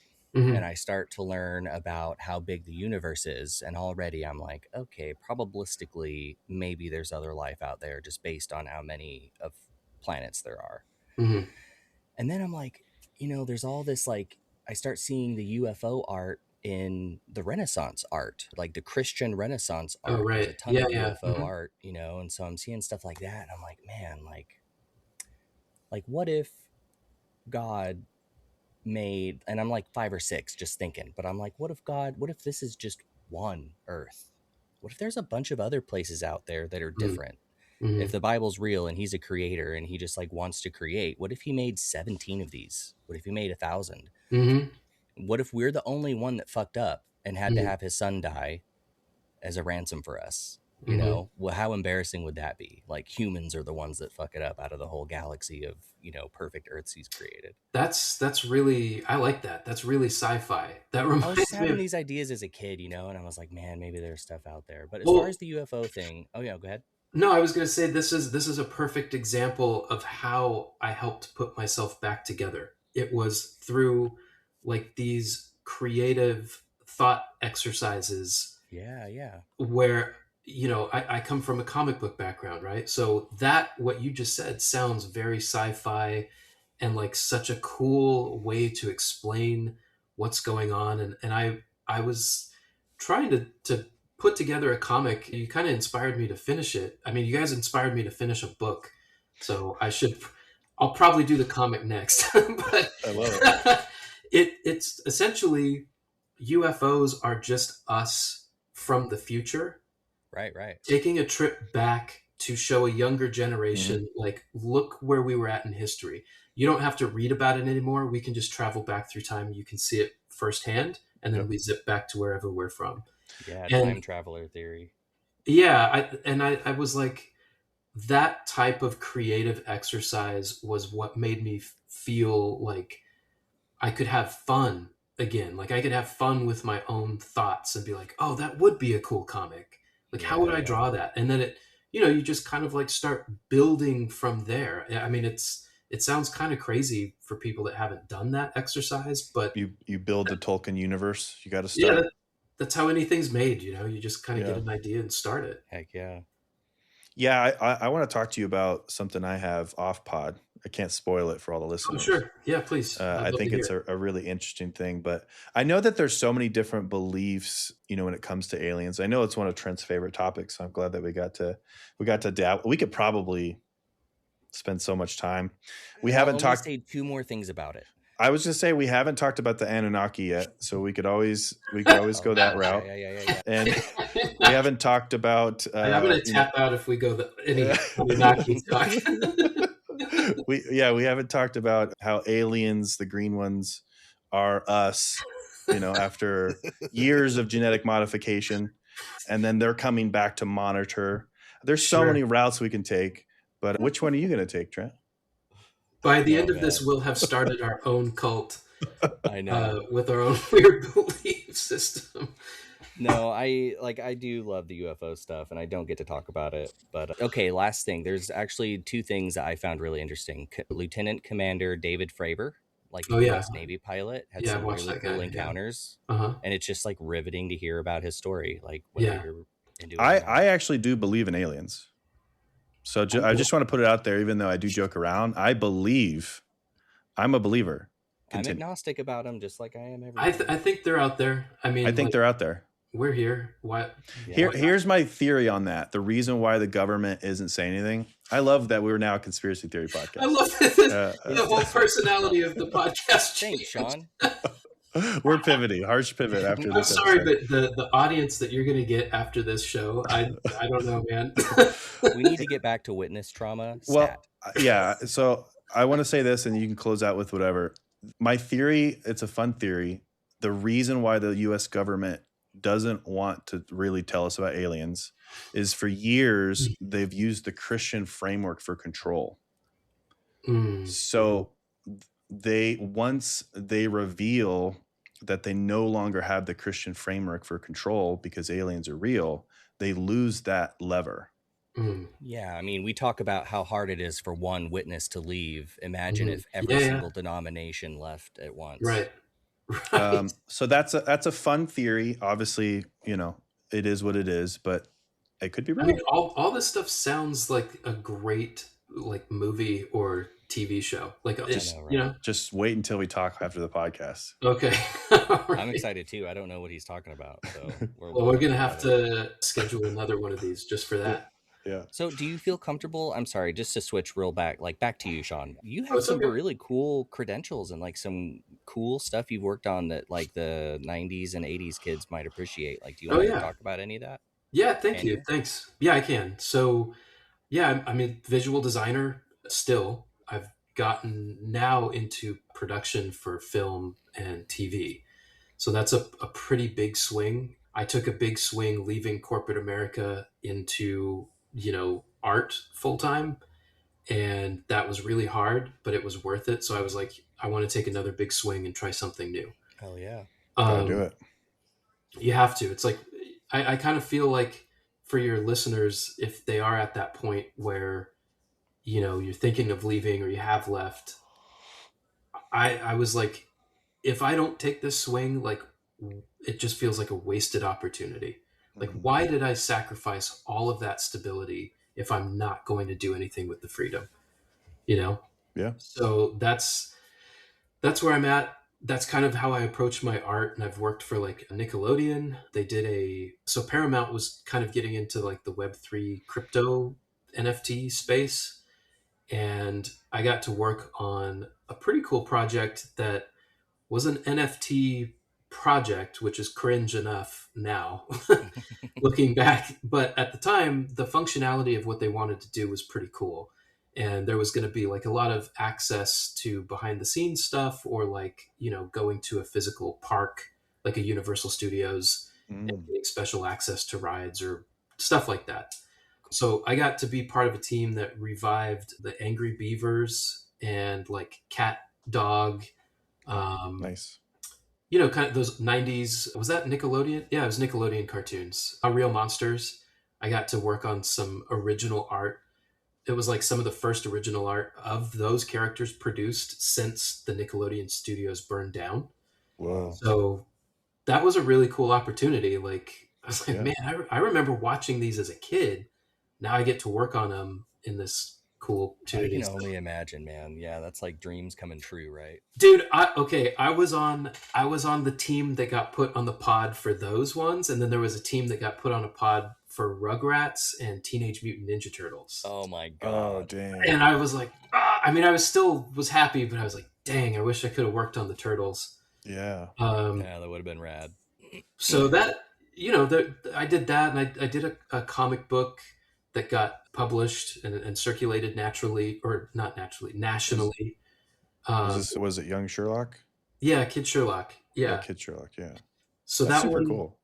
yeah, thanks. That was really really fun. Like that was one of those moments where I felt like I had made it, and I was actually still a witness at the time that was published. Wow. Okay. Okay. And what's funny is if you look at like the trajectory of my art and the timeline of when I left, my style completely changes like right around the time of my divorce, my mother-in-law dying, losing my family. Like it all takes a really big turn.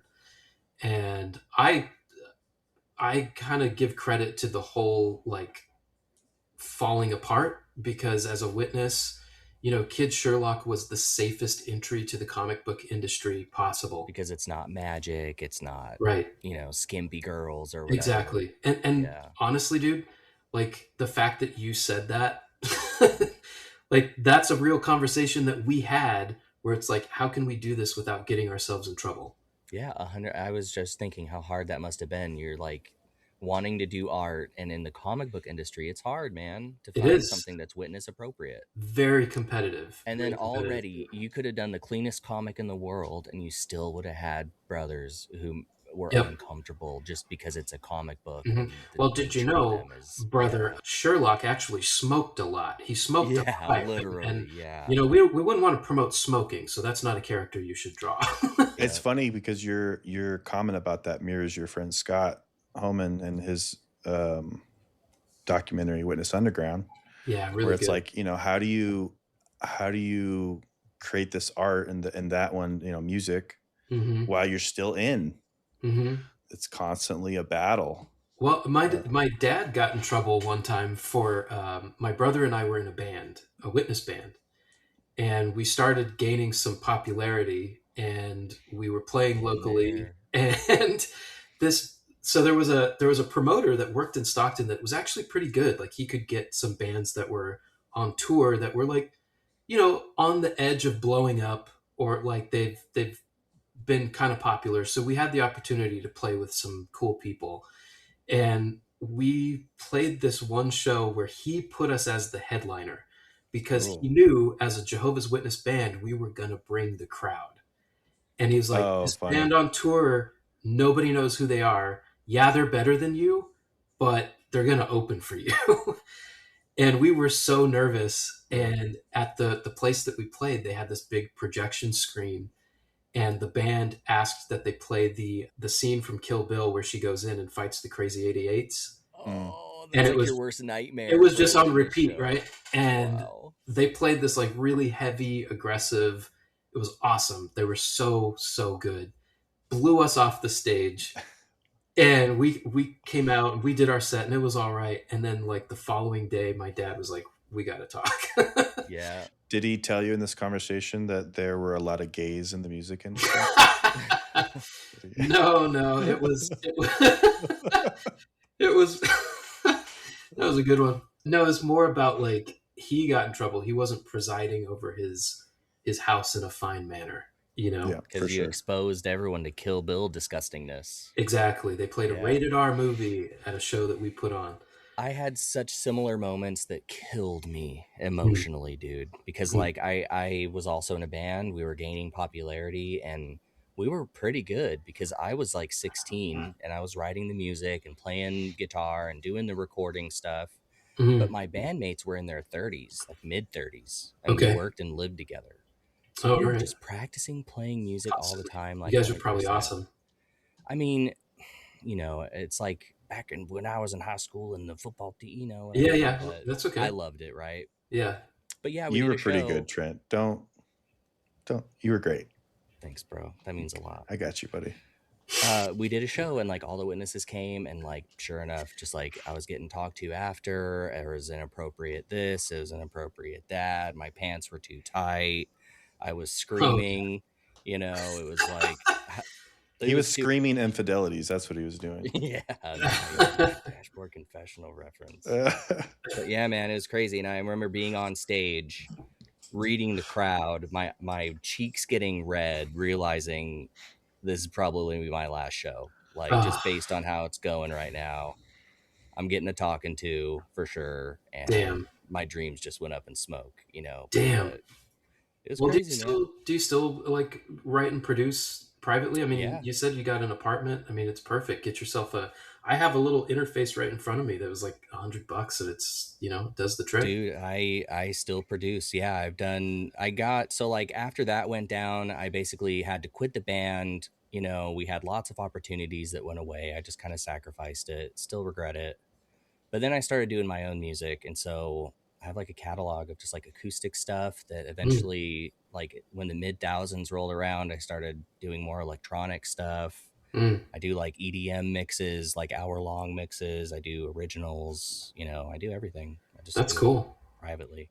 Yeah, that's great. I'm glad to hear that it didn't kill that in you, and It didn't. you still Yeah. make it. Like that's really cool. Yeah, and I'm passing it on to my daughter too. She's like Mm. singer, she's songwriter, she's got a beautiful voice. And are you still doing music? Yes and no. I have like I know you guys can't see, but I have a guitar collection on this wall right here. So yeah, I play pretty much every day kind of noodle around. And with the project that I've been working on outside of the book, a lot of it has like the potential for sound design and Cool. soundtrack like work. Like I have a whole audio mood board picked out for the series that is either Cool. like, you know, if it can't be purchased, how much of this can be self-produced? Because I have played music for so long, I have produced a few songs that it's like I think I could get pretty close or come close enough with what would function as a sketch to pass off to other talented musicians and say, this is what I need. Can you Cool. help me do that? So Yeah, yeah. that's where I'm at with music. I really miss playing in a band. I mean, there's nothing like playing in a band. It's incredible.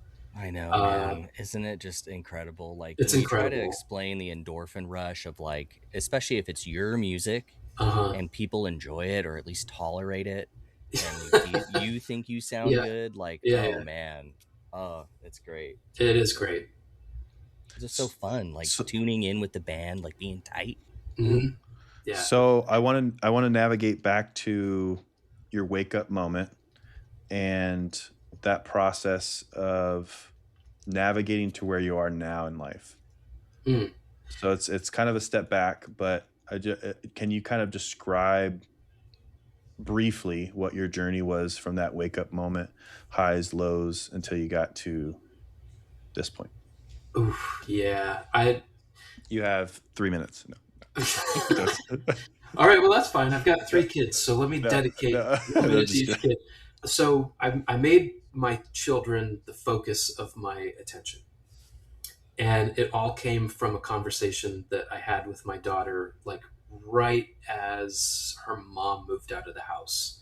So we disassociated during COVID, moved from California to Austin, which would have facilitated like the perfect, most beautiful fade, right? Mm.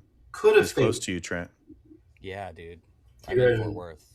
oh, okay, yeah. We should link up. So there was a moment like in the drive because I drove from California to Texas where I felt like why did I go so hard? Like I could have just moved and nobody would have known and I would have been able to have like even if it was fake, I would still have these relationships with people, you know? And that I worked through that on my drive. And then, you know, fast forward to us living in this new house, we were both making like really good money. Like we were set up to be financially secure if we like made better decisions and we were both aligned as what we were doing in life, right? And I was kind of floundering creatively and professionally. And I did take like a really big swing and just went into art full time, left the stability of my corporate job and just started like going I'm gonna either die or figure it out.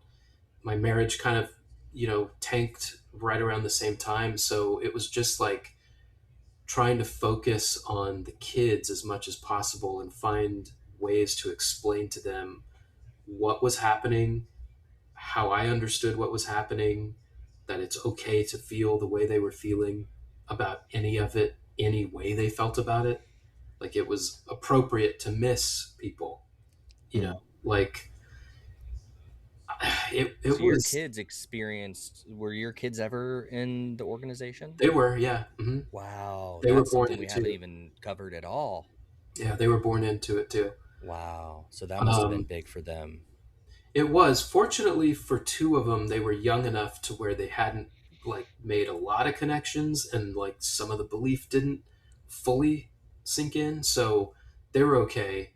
My oldest one, I really love the relationship I have with him because we can like joke about it as peers, but I know that there's still like a lot of anger and hurt feelings that he has that we just haven't been able to talk about. Not for a lack of trying, but it's just I don't know if it's the right time, you know.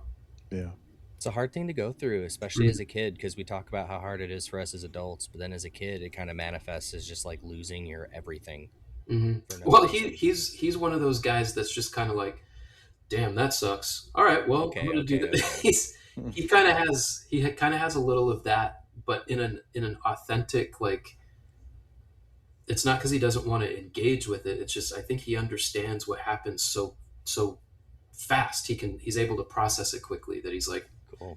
That's oh, all good. right, well, that was dumb. You're raising them with that Sigma mindset, dude. Love it. Yeah, sure. Oh, so you establish yourself in Austin. You have your 3 kids. You're solo out there just with them at this point? Yeah. Well, we're living. I have a girlfriend, I have a partner, and we're living with her, and it's been it's been an adjustment. It's been awesome, but it's been an adjustment for her, for me, for the kids. Like it's it's difficult, but finding a person that's willing to take on the challenge of like where I'm at with 3 kids, Yeah, like that's it's a great. big deal. It's a big deal, and I don't take it lightly. And we, as to be expected, like this type of environment that we've kind of created and trying to help each other out is it can be very difficult. How does your partner, how does she take, I don't know, the JW side? Man, she's been like a real champ. Because when I started this relationship, I had moved through a lot of stuff, but I wasn't really aware of how much of the cult mindset was still running in the background, keeping me from being like the most open, the most honest, the most version of myself, right? Mhm. So I think a lot of the frustration that she saw with the Jehovah's Witness stuff was like, damn, this guy's come so far and made so much progress, and there's still these things that are popping up in ways that he doesn't see. Yeah. And I'm thankful that she's the type of person she is, because sometimes I need somebody to put me in a headlock, and sometimes I do need to wrestle with stuff, and I do need to fight. Yeah. And that's it's like I learning to fight in a constructive way is an entirely Oh, new yeah. concept to me. It's That is entirely something that new. takes lifelong mastery, especially Yeah. with partners, man. Yeah. Yeah, I like the way you said that because in the black and white world, it's like problem, go to this book. This book Mhm. has the answer. Yeah. Problem solved. Let's get Right. back to our routine. Right. And it's like life's not really like that. Right. It's just not. And so you have to, in my opinion, you have to learn that having tough conversations is a good thing Hmm. as long as you come from a good place, With and you good know how to, intentions, yeah. good intentions, and also know how to communicate them as healthily as possible. Hmm. And it's just not something we learned. No, This makes me uncomfortable. You made me stumble. Like we right. learned how to go Oh and my do pretty shitty gosh, things to another Right. each Right. trigger other. word. Well, the whole idea of having a personal standard that operates as a boundary, that that didn't really exist. Mhm. Telling somebody that you disagree with something, We were commonly accepting boundaries from other people, other people. and then Yeah. it changed by which elder and where their boundaries, and it just it You was really rough. you never had steady, consistent footing ever. Yeah. And I think it's been really interesting with this relationship that the learning goes both ways, right? Like that was something that I didn't realize, like how much entitlement I carried with me into this relationship. The Mm. entitlement of, hey, I just went through this huge life crisis, ease up on me, right? Yeah, yeah, yeah, yeah. That is very destructive in a relationship, and you're not taking into account the experience of the other person and all of the ways that their life may have shattered, and they put themselves back together, and what Yeah, it's part of the stage they're in, right? You have that's to great. learn how to extend grace to somebody because you were that person at one time, or maybe you're at the same level, who knows. So that was something that like really made me kind of sick to my stomach, and she pointed it out, and that's how you know that that person really cares about you. Yeah, A that's a thousand real percent. one. Yeah. Yeah. That's a good person right there. Yeah. Cause Yeah. if she wasn't, from where I see it, from what you're telling me, if she wasn't in a good kind of foundational place or truly cared about you, she's out. You know what Yeah. is yeah, I mean, that's something like I've retained that I really like, is just how absolutely savage I can be to cut something out. Hmm. I mean, it once it crosses that line, if it ever does, and I say I'm done, it is truly over and it will never be touched again. Yeah. Hmm.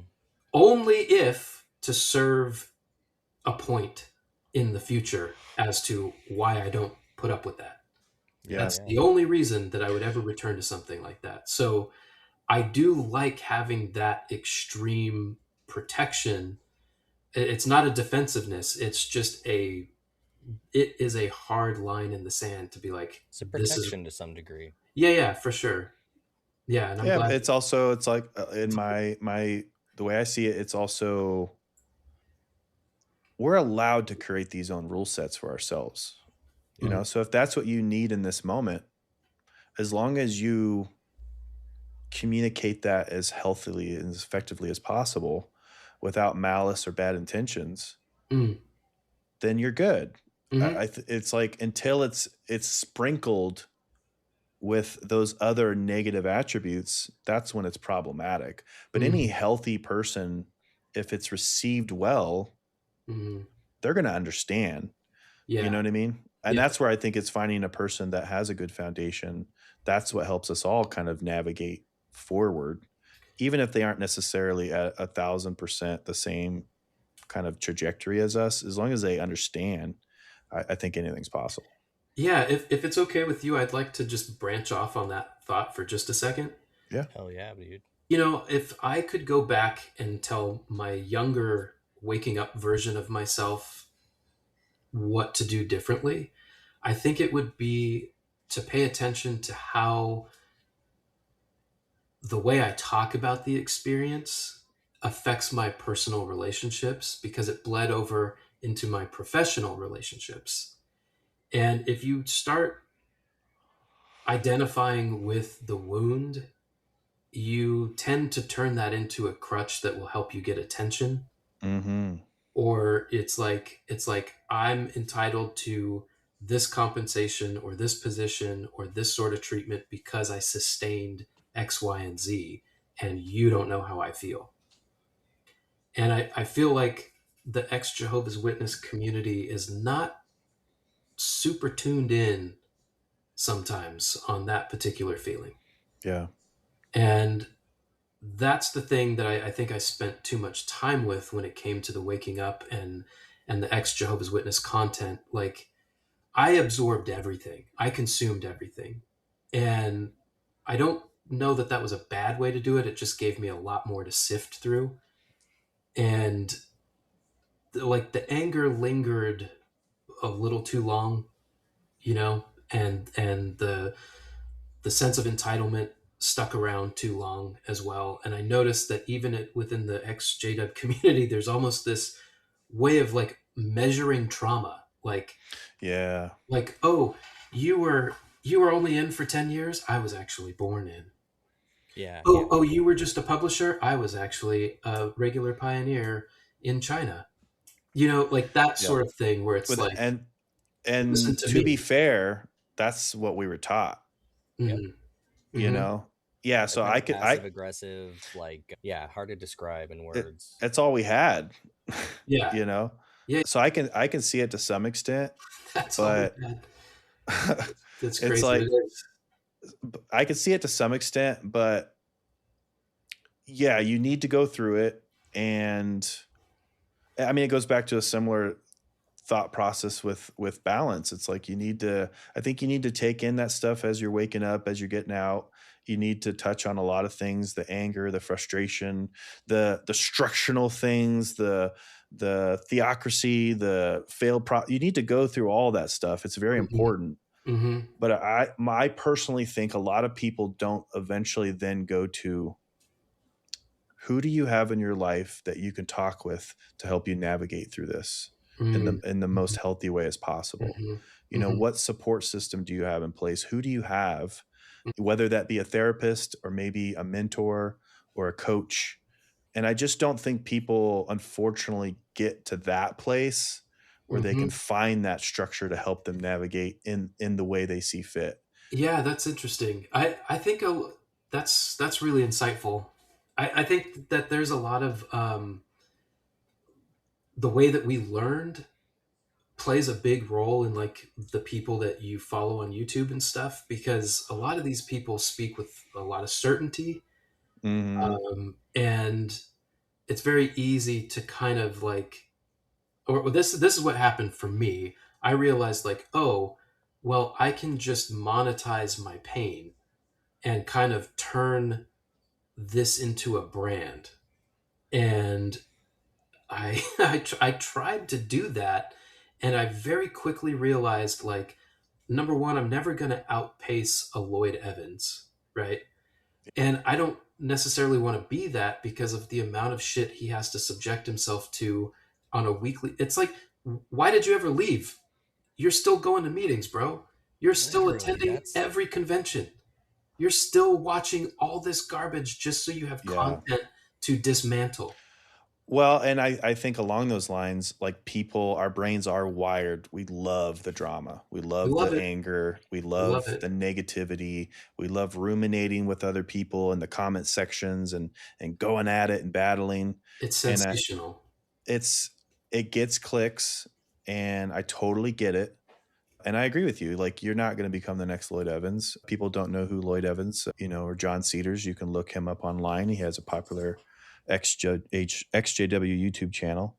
for the Um, record. I would love to have Lloyd Evans on, and I couldn't do what he does. Like he has a skill set for it, for he sure. does, He and I has his own respect him for drama it. and his own things, but He was um, instrumental to me when I came out. I Mhm. think Same. anyone go back to day one video with Lloyd Evans and Yes. Yes, yeah, go yeah, yeah, yeah, and yeah, go yeah, as yeah. far as you need to go until you're done. Yep. You Yeah. know what I That's good mean? advice. It's Yeah. really easy to maybe pick a topic here or there that you're like, "Oh, I really wanna listen to him talk," but I found it therapeutic for me. Like, I want to wake up and navigate along his trajectory. Hmm. Hmm. But then there is inevitably a moment where, "Okay, I don't need this anymore," you Hmm. know? Yeah. I Yeah. now need Sure. something that's a different lane. I don't need to keep being in this lane, Hmm. and I do tease that's what's I battled with that is, should I start this podcast? And I ultimately decided to do it because I felt like this particular lane didn't exist. Right. Right. And I'm not constantly talking about the drama and the problems. Hmm. Does it come up in conversations? Is there trauma? Of course. But it's like, how can we have healthy conversations about this?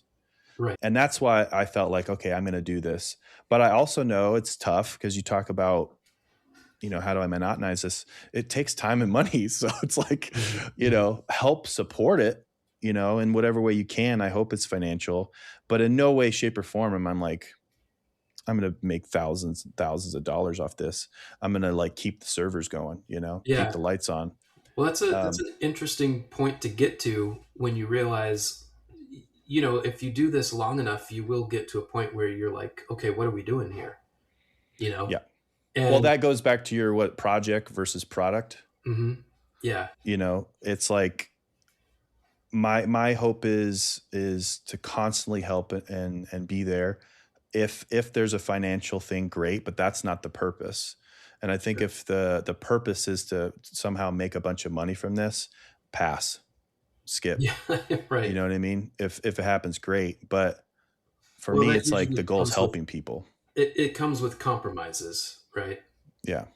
And What I like most about what we did is it's been for free, basically, for the benefit of a very specific marginalized group of humans, as well as like every human that goes through something like that. mhm. Well, and I also think it's going to be similar to what I said about Lloyd Evans is there will always be someone a year from now, 2 years, 3 years that goes, I'm starting with episode 1.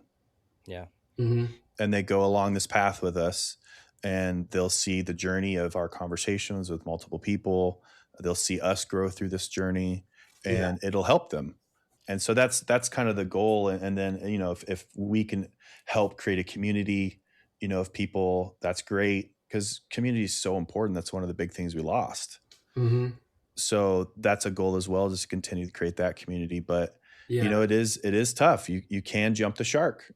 You Yeah. can get to a point where, we were talking with an author that came on, and she had a podcast. She finally said she finished it, Catherine Spearing, and she's basically like, it's kind of done. They're evergreen episodes. Yeah, Like, that's how I see it. it's like I did it for, so many episodes, and they're always going to be there for them. Yeah. And, that may get to a point down the line where that happens for us, but I don't see that anytime soon.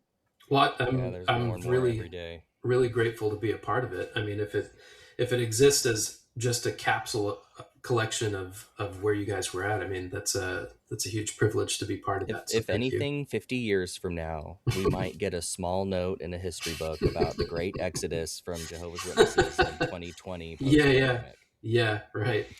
And they'll look back and go, they were real. They were cool. They were cool. Speaking of cool, novice enthusiasm. Yes. Can you kind of tell us a little bit about your thought process behind that title? Sure. Of your book?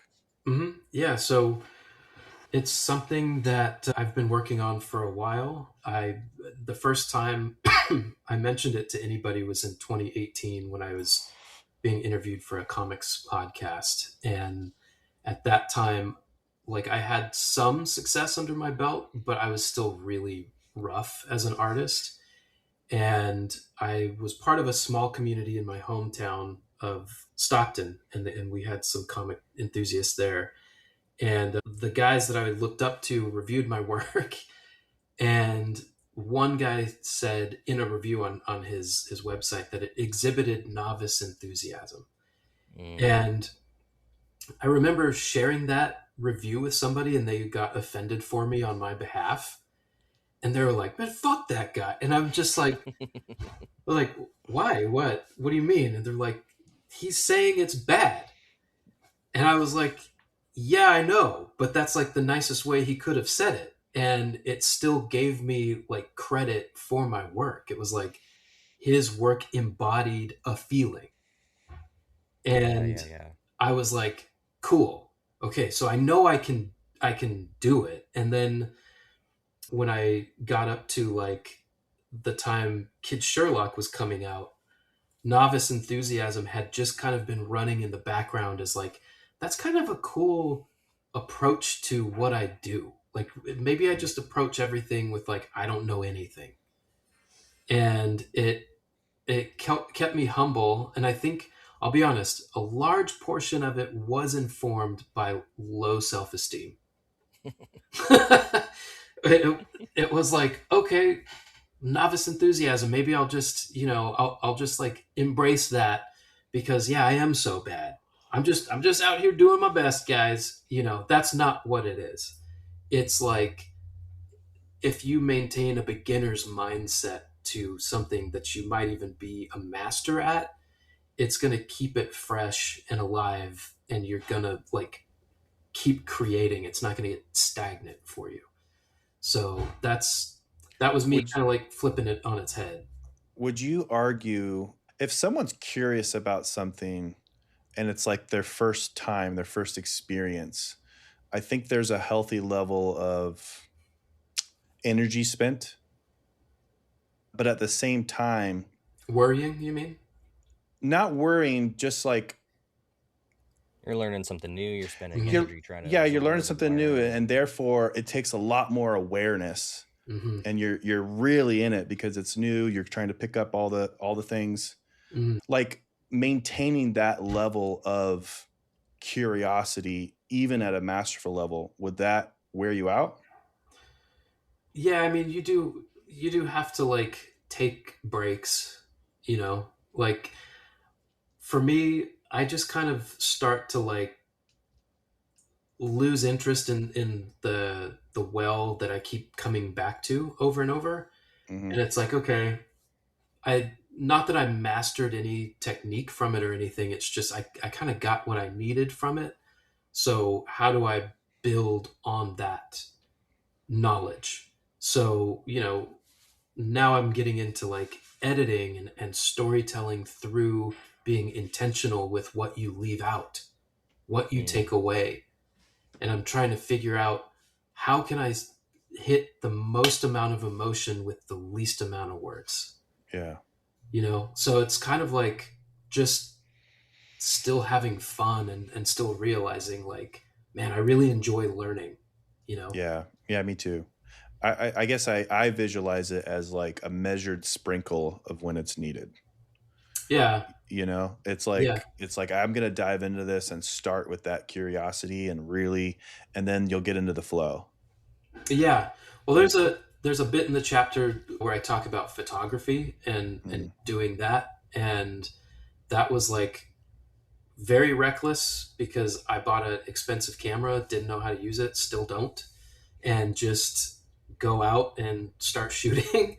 And I honestly I love the pictures that I take, and it's teaching me a lot with like such limited understanding, So it kind of it can vary on how extreme, you know. yeah.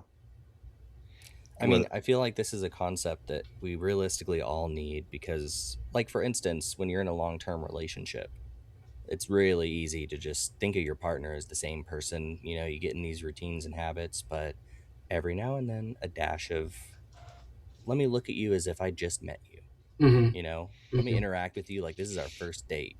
Hmm. That kind of energy goes a long way, you Yeah. know, Yeah. Yeah. same for everything, I think.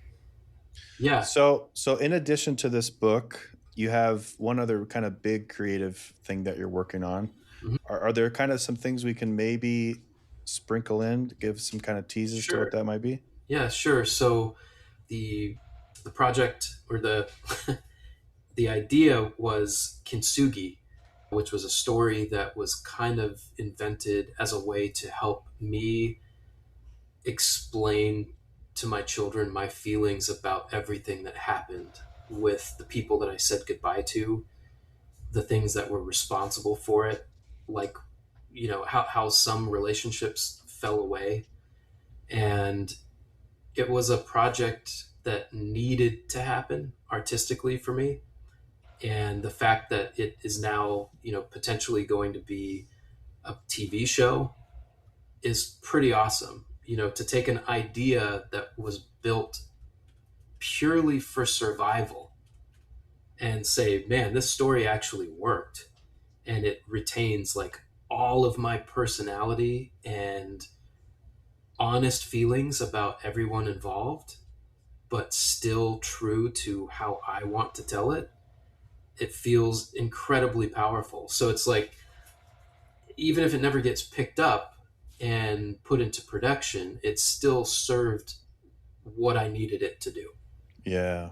The catharsis. Yeah, it still did its job, even if I no love one ever that. That's sees the it. best art to me, man. Yeah. Mm, That's yeah. great. I have a little tease of what it is, Oh yeah, and you can actually, it would be fun to hear it like explained back to me from somebody seeing it for the first time. well, when I looked at everything, you gave me a little bit of info, and I told you I immediately said nope, I don't want to dive down this. So I can't. I saw the visuals, and I know what's going to happen here, and I know the way my brain works. I'm very visual, so Yeah. I'm like I want to wait. Oh, okay, So great, great. so and I really hope like however this manifests, whether it's on whatever platform, like subscribe, pay, purchase. I'm just really excited, and I the funny thing is I learned about. Well, I guess I'm curious. Like, why did you name it what you named it? Are you able to? Sure. So it's called kintsugi, which is a Japanese art form that, if something like a piece of pottery breaks, they don't throw it away. They put it back together and put everything back together with gold lacquer. So it Mhm. enhances the fracture and shows that there's a beauty in the putting back together of this thing. So that's about as far as Kintsugi goes in the actual story. It does Mhm. show up physically throughout, but essentially it's a story about relationships, and it's set in kind of this retro futuristic 70s Yeah, the Power visuals are Ranger. incredible. Oh, Oh, thank I you. want to Thanks. see. I haven't seen Thank yet. you. It's like a I love that. I I love I don't retrofuturism. I don't know how it's gonna look animated, but the stills I've seen, just the blend of using like black and white and color, Yeah. uh, it's just like the thing I immediately saw was I can't wait for this to pop off screen, Oh, thank you. Yeah, to that's see it in exactly. motion.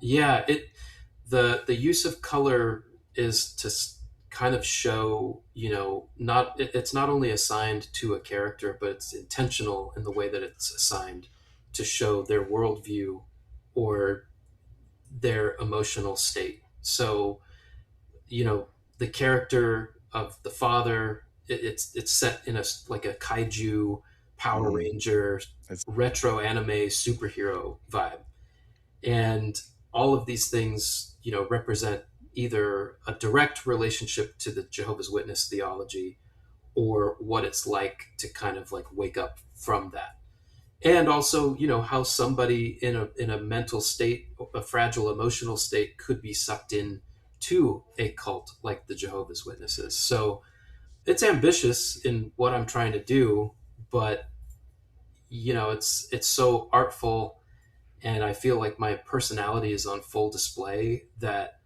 even if it's rejected, like it wouldn't hurt my feelings at all. It's just like, this shit's dope. Like, this is the it's most it is thing it I've is ever legitimately made. dope. I kind of want to get the tattoo of the butterfly with the katana. Oh yeah, okay, that was. It's pretty legit.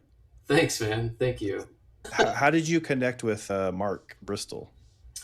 So there's a pretty robust artistic community here in Austin. It's not just music related. It's like, there's lots of visual designers, and there's like lots of productions coming here.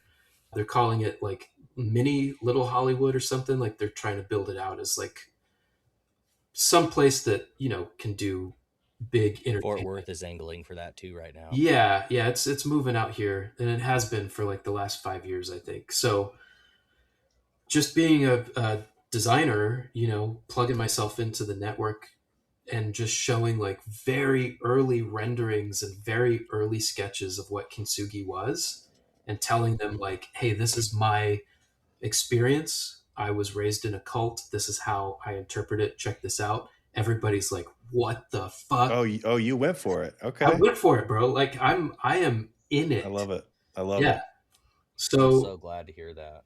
so That's an awesome there's feeling. yeah, there's people that are like, okay, this guy's way in over his head. He's crazy.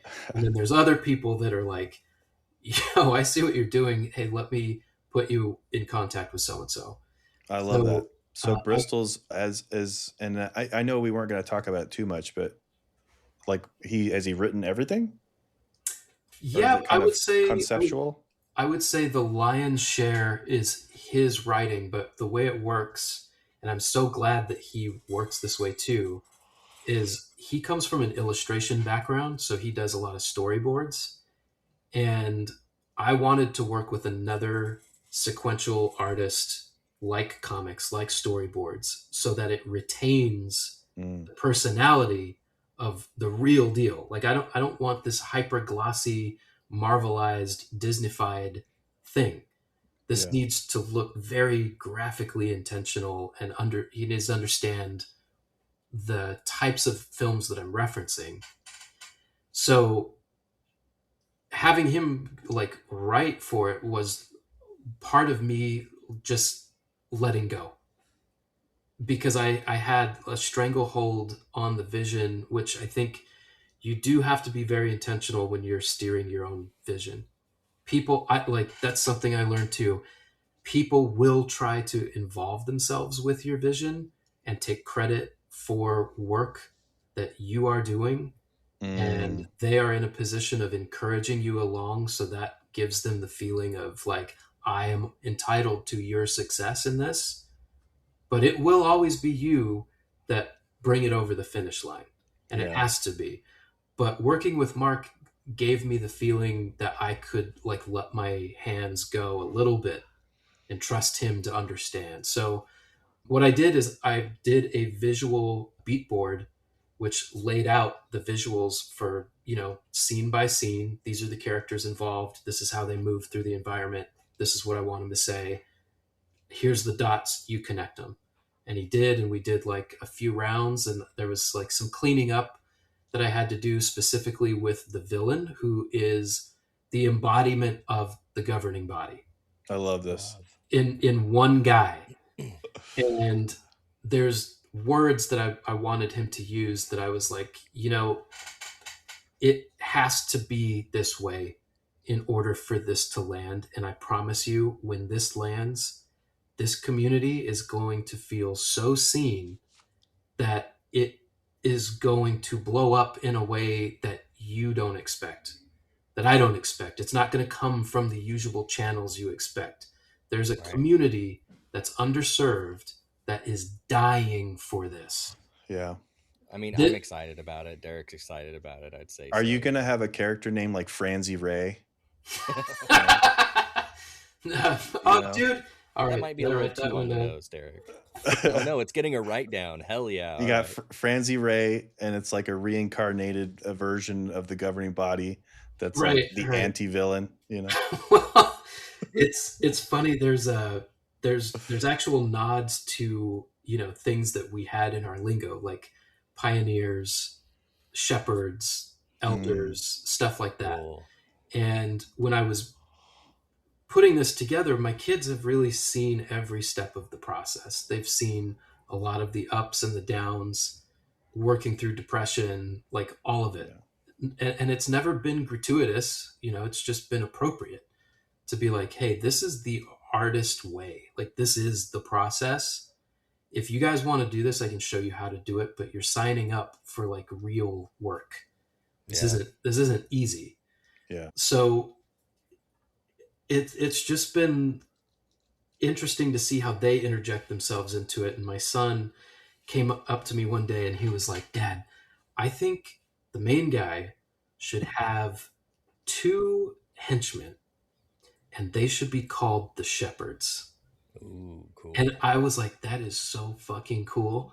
And I was Nice. like, what do you mean? Like, how do they act? And he basically described like Jules and what's his name from Tarantino, Oh Pulp yeah, Fiction, from kind of Pulp Fiction, yeah. these two guys that just they clean shit up, and I was like, where did you get this idea? And he was like, well, like, it just is what I remember elders were. They felt like police. They Mm-hmm. used to come to our house and like knock on our door and want to come inside all the time because we They were have a feeding. they have a Yeah. special phone. They get like a shepherding call to go do Right. it. Yeah, yeah. Uh, So I love it. there's little things that get their own futuristic sci-fi spin, but they operate the same way as they do in the real world. It's So gonna be so cool, It's so man. cool, man. Yeah, I appreciate you letting us kind of dive into it a little bit. I know there's still some time with it. Yeah, yeah, well, I'd love to have you back whenever it like goes live and sure. gets more along and definitely dissect it a little bit more and just kind of where you are at in life with that moment. Well, there's Um, something I want to loop back to that we yeah, mentioned like way early in the beginning is that people will respond to you and help you if you're just being real about your experience and like how you picked yourself back up. yeah. Nobody Hmm. wants to hear a trauma dump. Nobody wants you to bleed all over them. And the people that do are not going to be good collaborators. Yeah, Might come with good intentions, but it's not going to be a good collaboration. So yeah, Mark is it's interesting working with him. He's kind of giving me a shot as well because I'm not part of his industry. yeah. And the story itself was strong enough because not only am I selling the story Kintsugi, but I'm selling my story, the producer behind it. That's why it's important.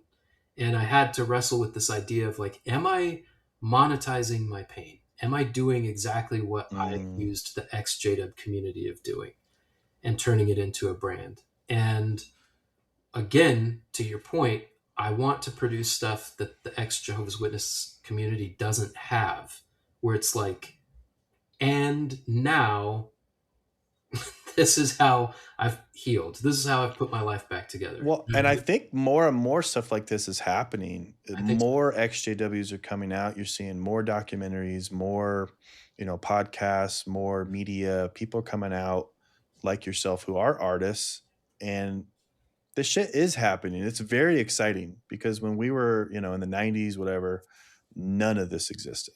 Mm-mm. There Well, was no availability for any type of content that was mm-hmm. against the way of the Jehovah's Witnesses. And so Mm-hmm. I'm excited that not only is it a story that's going to come out, but it's also like fucking cool, dude. Yeah, it is really fucking cool. Thanks. Yeah. So working all this time in like the industry in games and for Nickelodeon and other properties that big brands, I've gotten to handle like their intellectual property, and it's like you get to see what people like and what works and what doesn't, and why you're drawn to certain things and why you're not, and your taste develops. And the most successful stuff comes from a place of being authentically cool and also franchisable. It's why, like, a lot of times mute bands, like, their first couple albums are the best. Exactly. Once they kind Yeah. of get in the system and they're just kind of touring and they don't have that same like raw, like lived experience that they're pulling for their albums. Mm. And so you have to catch them in that window, Mm-hmm. Yeah, it's pretty neat to also like have my network grow because somebody who's professional has chosen to work with me based on the story and the franchise ability, and be like, oh, these characters, like I could see an action figure of that guy. This could be cool. To have somebody attach their name and gamble their reputation on you is a validating experience. And I think as it grows, I have a feeling the next couple months are going to be pretty exciting for me. It's awesome. I bet, man. I'm Get the merchandising rights. Exactly. But yeah, it just feels like everything's kind of coming together, and that is why I shared the book with you. And I'm so thankful that you've even allowed me to talk about it the way that I have. Is like I'm serious about this stuff. Like this isn't just dreams now for the sake of like, oh, I can think for myself. No, it's like, let's make something, let's Yeah. build something really, really good and cool. So yeah, that's where I'm at. I love it, man. Yeah, I'm super super thankful that we connected. I know Trent asked earlier how we connected online. Oh yeah, Scott, right. Yeah, I think Instagram. there was like Instagram. yeah, friends of friends and Mhm. yeah, I think I probably asked to be your friend and you allowed me to be your friend. You allowed me to brace you with your I was like, presence. oh great, another cult guy. Oh, one of these.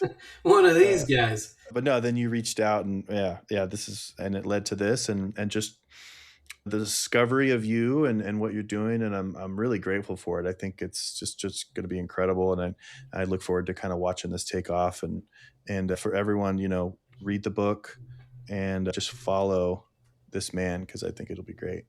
Yeah, I'm really Thank you. excited for the things you're doing, man. Like, it's great to Thanks. have some like strong artistic representation in the XJW community, but also just separately as a person, what you're doing is really cool. Yeah, thank you. And it I just, feel the same way about you guys. Yeah, it oh, goes both thanks, man. ways. Thanks. Thank you. Yeah, we could probably do better at advertising and being more front facing, but Mm, I guess my mindset is like really again trying to have the balance with it. It's not about my ego and trying to be an influencer. mm, I'm not trying to get out there and just like get all the likes. I think you see with the Instagram, it's not reel after reel of me talking.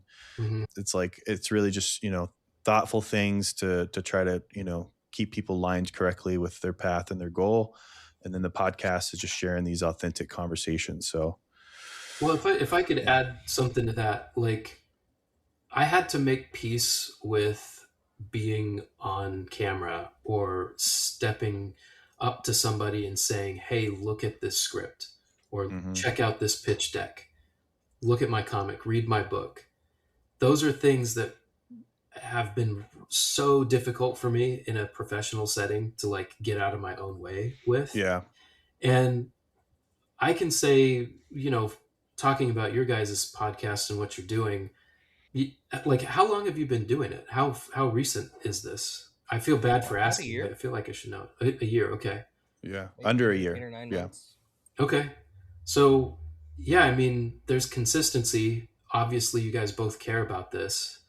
And I don't think there's anything wrong if putting yourself out there a little more gets you some more attention, because Yeah. that's like this show is what I really could have benefited from 5 years ago. Yeah. I didn't Love to hear that. I didn't find any show like this. Though Yeah. the guy that I did like for a while is alt worldly. Jake, Mm-hmm. I think is his name. I like his analytical approach, but he's also gone the way of like accepting donations and all that kind of stuff and doing the live chats and kind of going the influencer route, and you know, God bless him. Like that's one way, but just I don't know. I didn't find this, so this is cool. I think what you guys are doing is the right path, and keep going. And if you do promote, like, it's only going to help more people. Yeah. And Yeah. I think that's the balance. We grow into it, and you know, what like Trent and I, it's like if you go back to episode 1, it's rough, but that's how it goes. You just start. mm-hmm. You just start, and then you kind of get into your groove of what it is and what it's supposed to be, and you kind of said it's art, and there's a process to it, and it's vulnerability. We're all putting ourselves out here, but yeah, I'm appreciative of those kind words, and it's something that Trent and I have talked about more. We're finally doing video and putting ourselves out there more, and yeah, I think that's the end goal of just to show awareness, and we continue to grow, and people are resonating with us. The thing that keeps me going and Trent going too is those messages when people go like, I found your podcast and I love it, and I'm so thankful for it, and we get those messages here and there, and that really pushes us forward, because I echo the same thing. I've said it before, and I wish I had this too. Yeah. Do you guys put these recordings out on YouTube as well? Yeah. Or is it just private for Patreon subscribers? The audio recordings are on YouTube. Oh, gotcha. Okay. Yeah, it's on all major podcast platforms, and yeah, everything we've put up. Nothing's been behind a paywall for like the core conversations. Yeah. Yeah, it's just the only thing that we've done behind a paywall is we've done some live stream. We've done one live stream at this point, and that's just like I don't want to muddy the channel feed, where like the live streams are fun. Mm. It's like we can just be random. And so it's like, if you want us more and be random, be part of the community, previous guests from the podcast can come on the live stream. And so it's like more of a community aspect, and that's behind the paywall. But yeah, just the core conversations are always going to be free. And if I have anything to say about it, I never want ads. Yeah. I've listened to other podcasts, and it's like ad. You get a little bit, there's an ad in the middle, ad in the middle. You get me like we're talking about, trauma, and it's real quick. I got to read an ad about, real quick, Sean, so, and then you go off on some random thing. And I just never want to do that. But like I said before, I just know the logistics, like, things cost money. It's just like we've gotten into a society where it's just like everything's free. Well, it's like, no, yeah. No, it's not. Like, yeah. Yeah. Well, something that I missed that I think is kind of coming back is the hand built personal touch. Paying a human for human work. Right. Appreciating it. I think that's coming back, but also the exploration for that type of content, which is the hunt is what I miss from when we were like kids, going to a record store, not being able to listen to anything first. I mean, it's a total crapshoot if the album's going to be good or not. Like reading the song titles. Like going through magazines like NME and Rolling Stone and like all this stuff, just searching for discovery. Discovery. And with everything just served to you and in your face. I mean, I actually like doing a little digging and supporting the people that Yeah. are doing it. That's the way to Well, I survive. think What that's you do that's have. kind of the from what I can tell from Patreon is Patreon was started by artists. Yeah. And it's like that's why I wanted to align with it, where it's like if you align with Trent and I and the guests that come on, it'll always be free. But if you want to pay and support it, it's an option. And we've never up until this conversation, we've never had this conversation on pod. Yeah, that's Oh actually true. yeah. Well, I mean, We you're put hanging out with an artist, so it makes sense. I mean, yeah, which, we put which it on the tag and say, hey, if you want to support us on Patreon, do so, and that's it. So it's like, yeah, so it's not ever something I want to make people feel like, they just want to, oh, I got to lunk out money. But no, you always have it for free, mm, but if you want to help us out, go for it. If not, totally fine. I Yeah. think people appreciate the intentional ask, where Yeah. it's like if you have an ad, it's like, okay, these guys are trying to make money. They're not asking for it. They're just doing what everybody else does to make it. But when Yeah. you're Well, I mean, I do love LaCroix, you know, that was great. what was that from? I think it was Pepsi in Wayne's World. Yeah, that's right. It's Yeah. like, yeah. Just always make sure to have the label out, okay? Just Yeah. It's like, yeah, you'll get a it is what it is. sponsorship, no problem. But yeah, people just like to see what you're building, and that was one thing that helped me out with the art community. That was kind of a padding for me, because I was able to show up with like poorly drawn comics, and people were just like, "Damn, this guy's doing it." Yeah. People just like to see you build, Yeah. and they support Yeah. you, whether or That's not why you're like successful or whatever. we're just going, man. And yeah, I think the really cool thing is it's each conversation, although similar, every unique individual has their own lived experience and shared story. And it's always fascinating for me to be in the conversation, much less, be someone that's just hearing it back.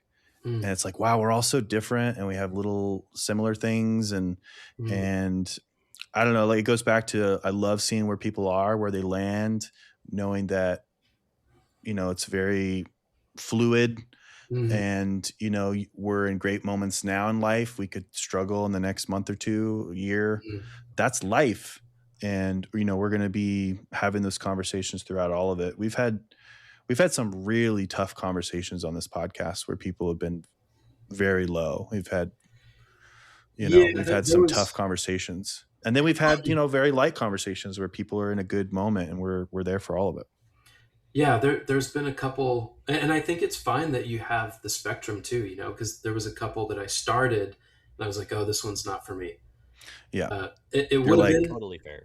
it would have been 3 years ago, but right now, I'm all right. yeah, it's there was also an intentionality. We used to be every week. And I said, you know what, let's do every 2 weeks. Mm. Because, I think people want to follow and they enjoy it. But at the same time, it's like, gosh, I got another intense conversation this weekend to listen to. It's I got errands I got to do, some chores, and I've had people say like, oh, I was crying, and I could only just imagine them, Every, vacuuming and they're crying, Sobbing while every vacuuming. week. So obviously there's a place for that, but yeah, just trying to be consistent, but also we'll give you a break every Yeah. weekend.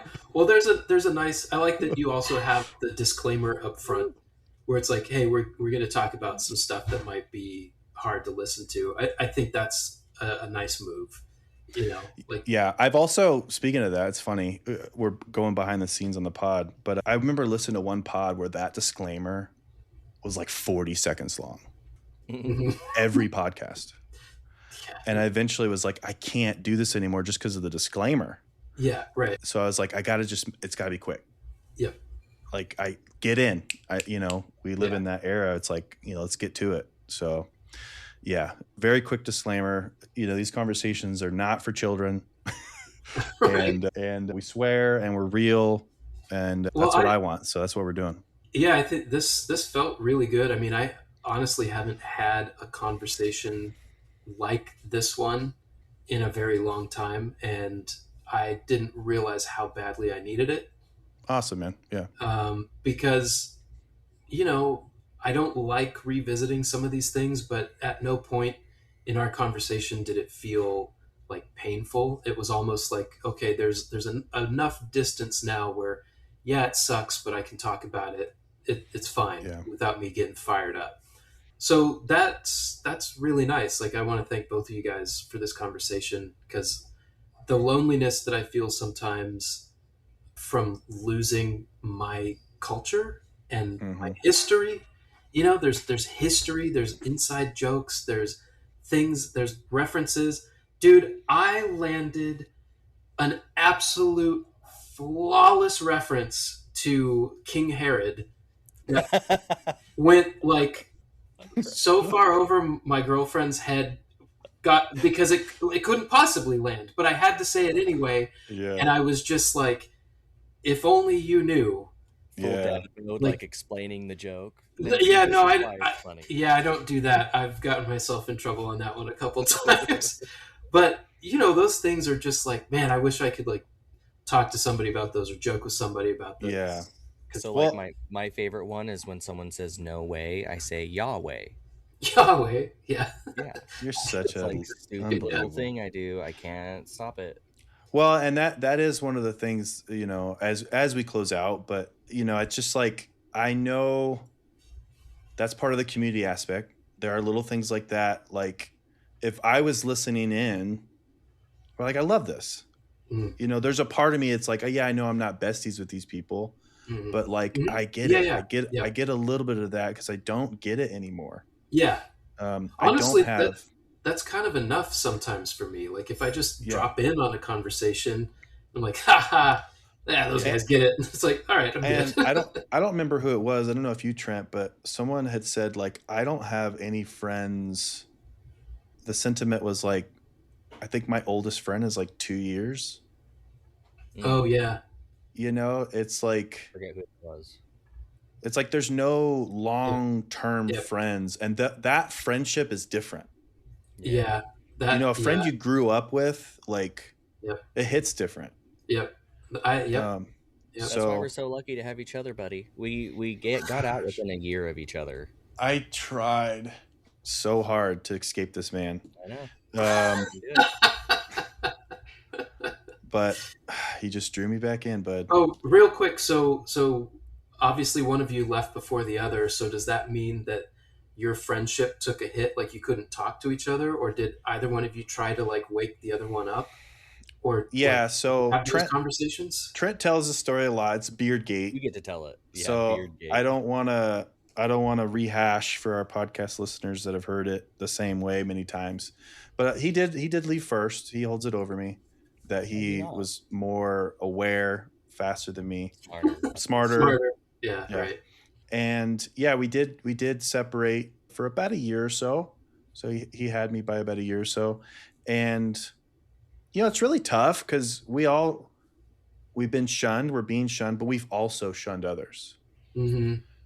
And I think it takes a level of just awareness, humility, understanding to apologize and just say I'm sorry, and having the awareness to know like that wasn't me. That was my programming. And I Mm-hmm. have all of that humility and awareness, which is He, why it was no big deal. yeah, he's very humble, one of the most humbles.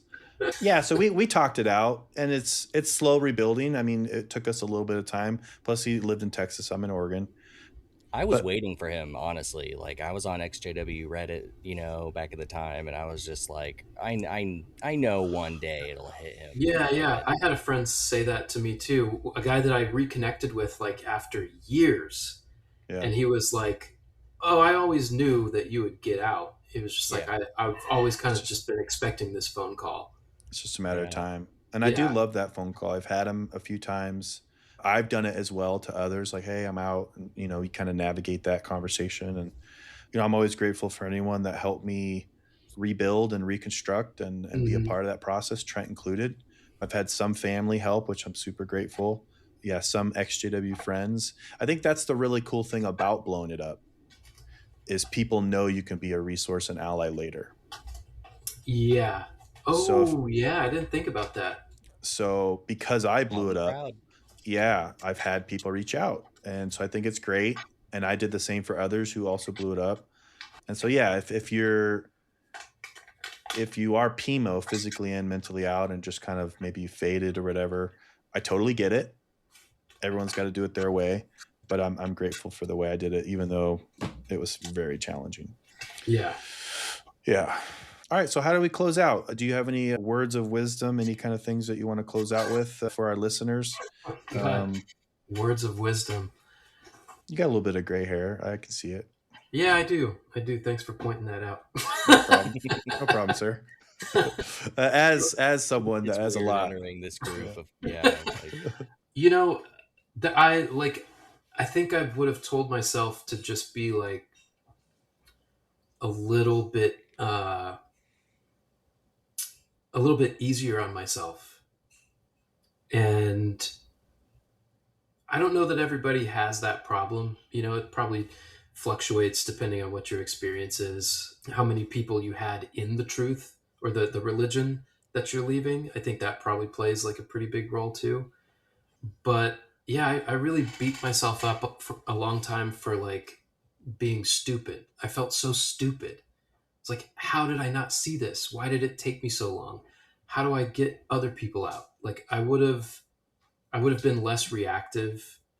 I would have blown it up, but I would have been a bit more strategic in how I blew it up because I think I might have been able to plant a seed in my brother for sure. If I didn't, I probably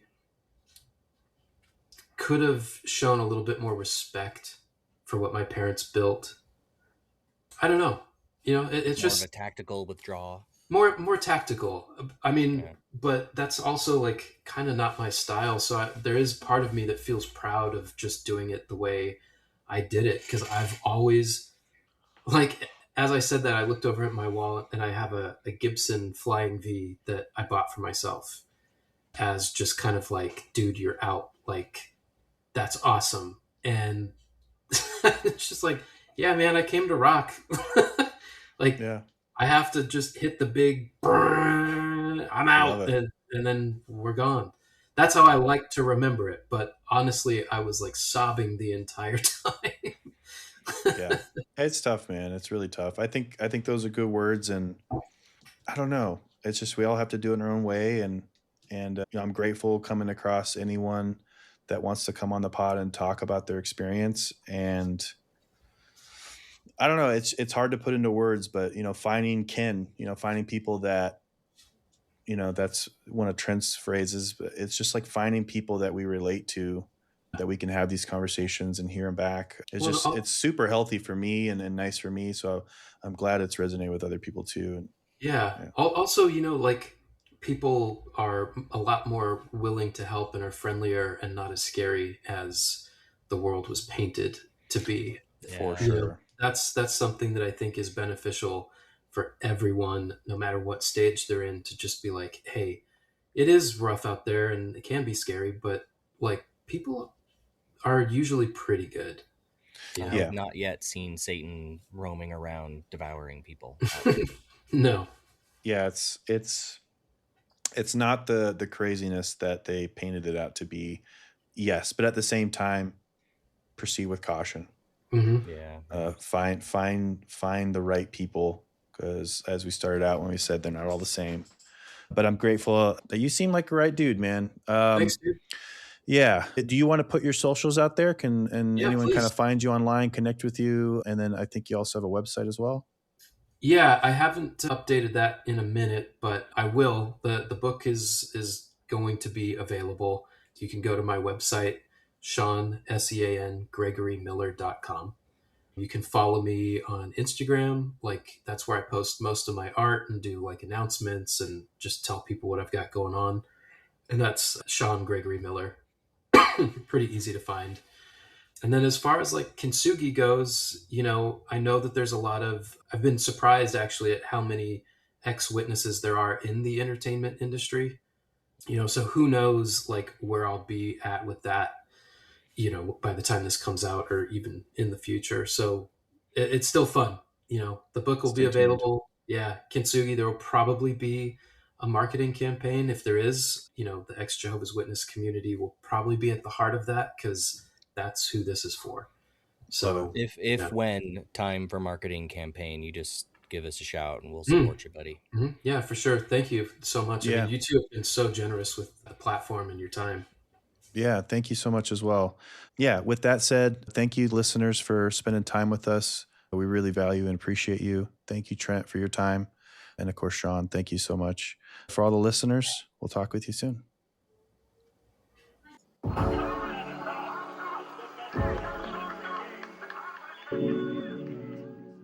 Thank you for joining us on this journey in this era. If you found today's episode valuable, please share it with someone who might need it. Check the podcast description for our socials and other information. Please consider supporting us at Patreon at patreon.com/culturepod. If you'd like to tell your story, please contact us at cult.ture.pod@gmail.com. Until next time, stay curious, stay critical, and stay free.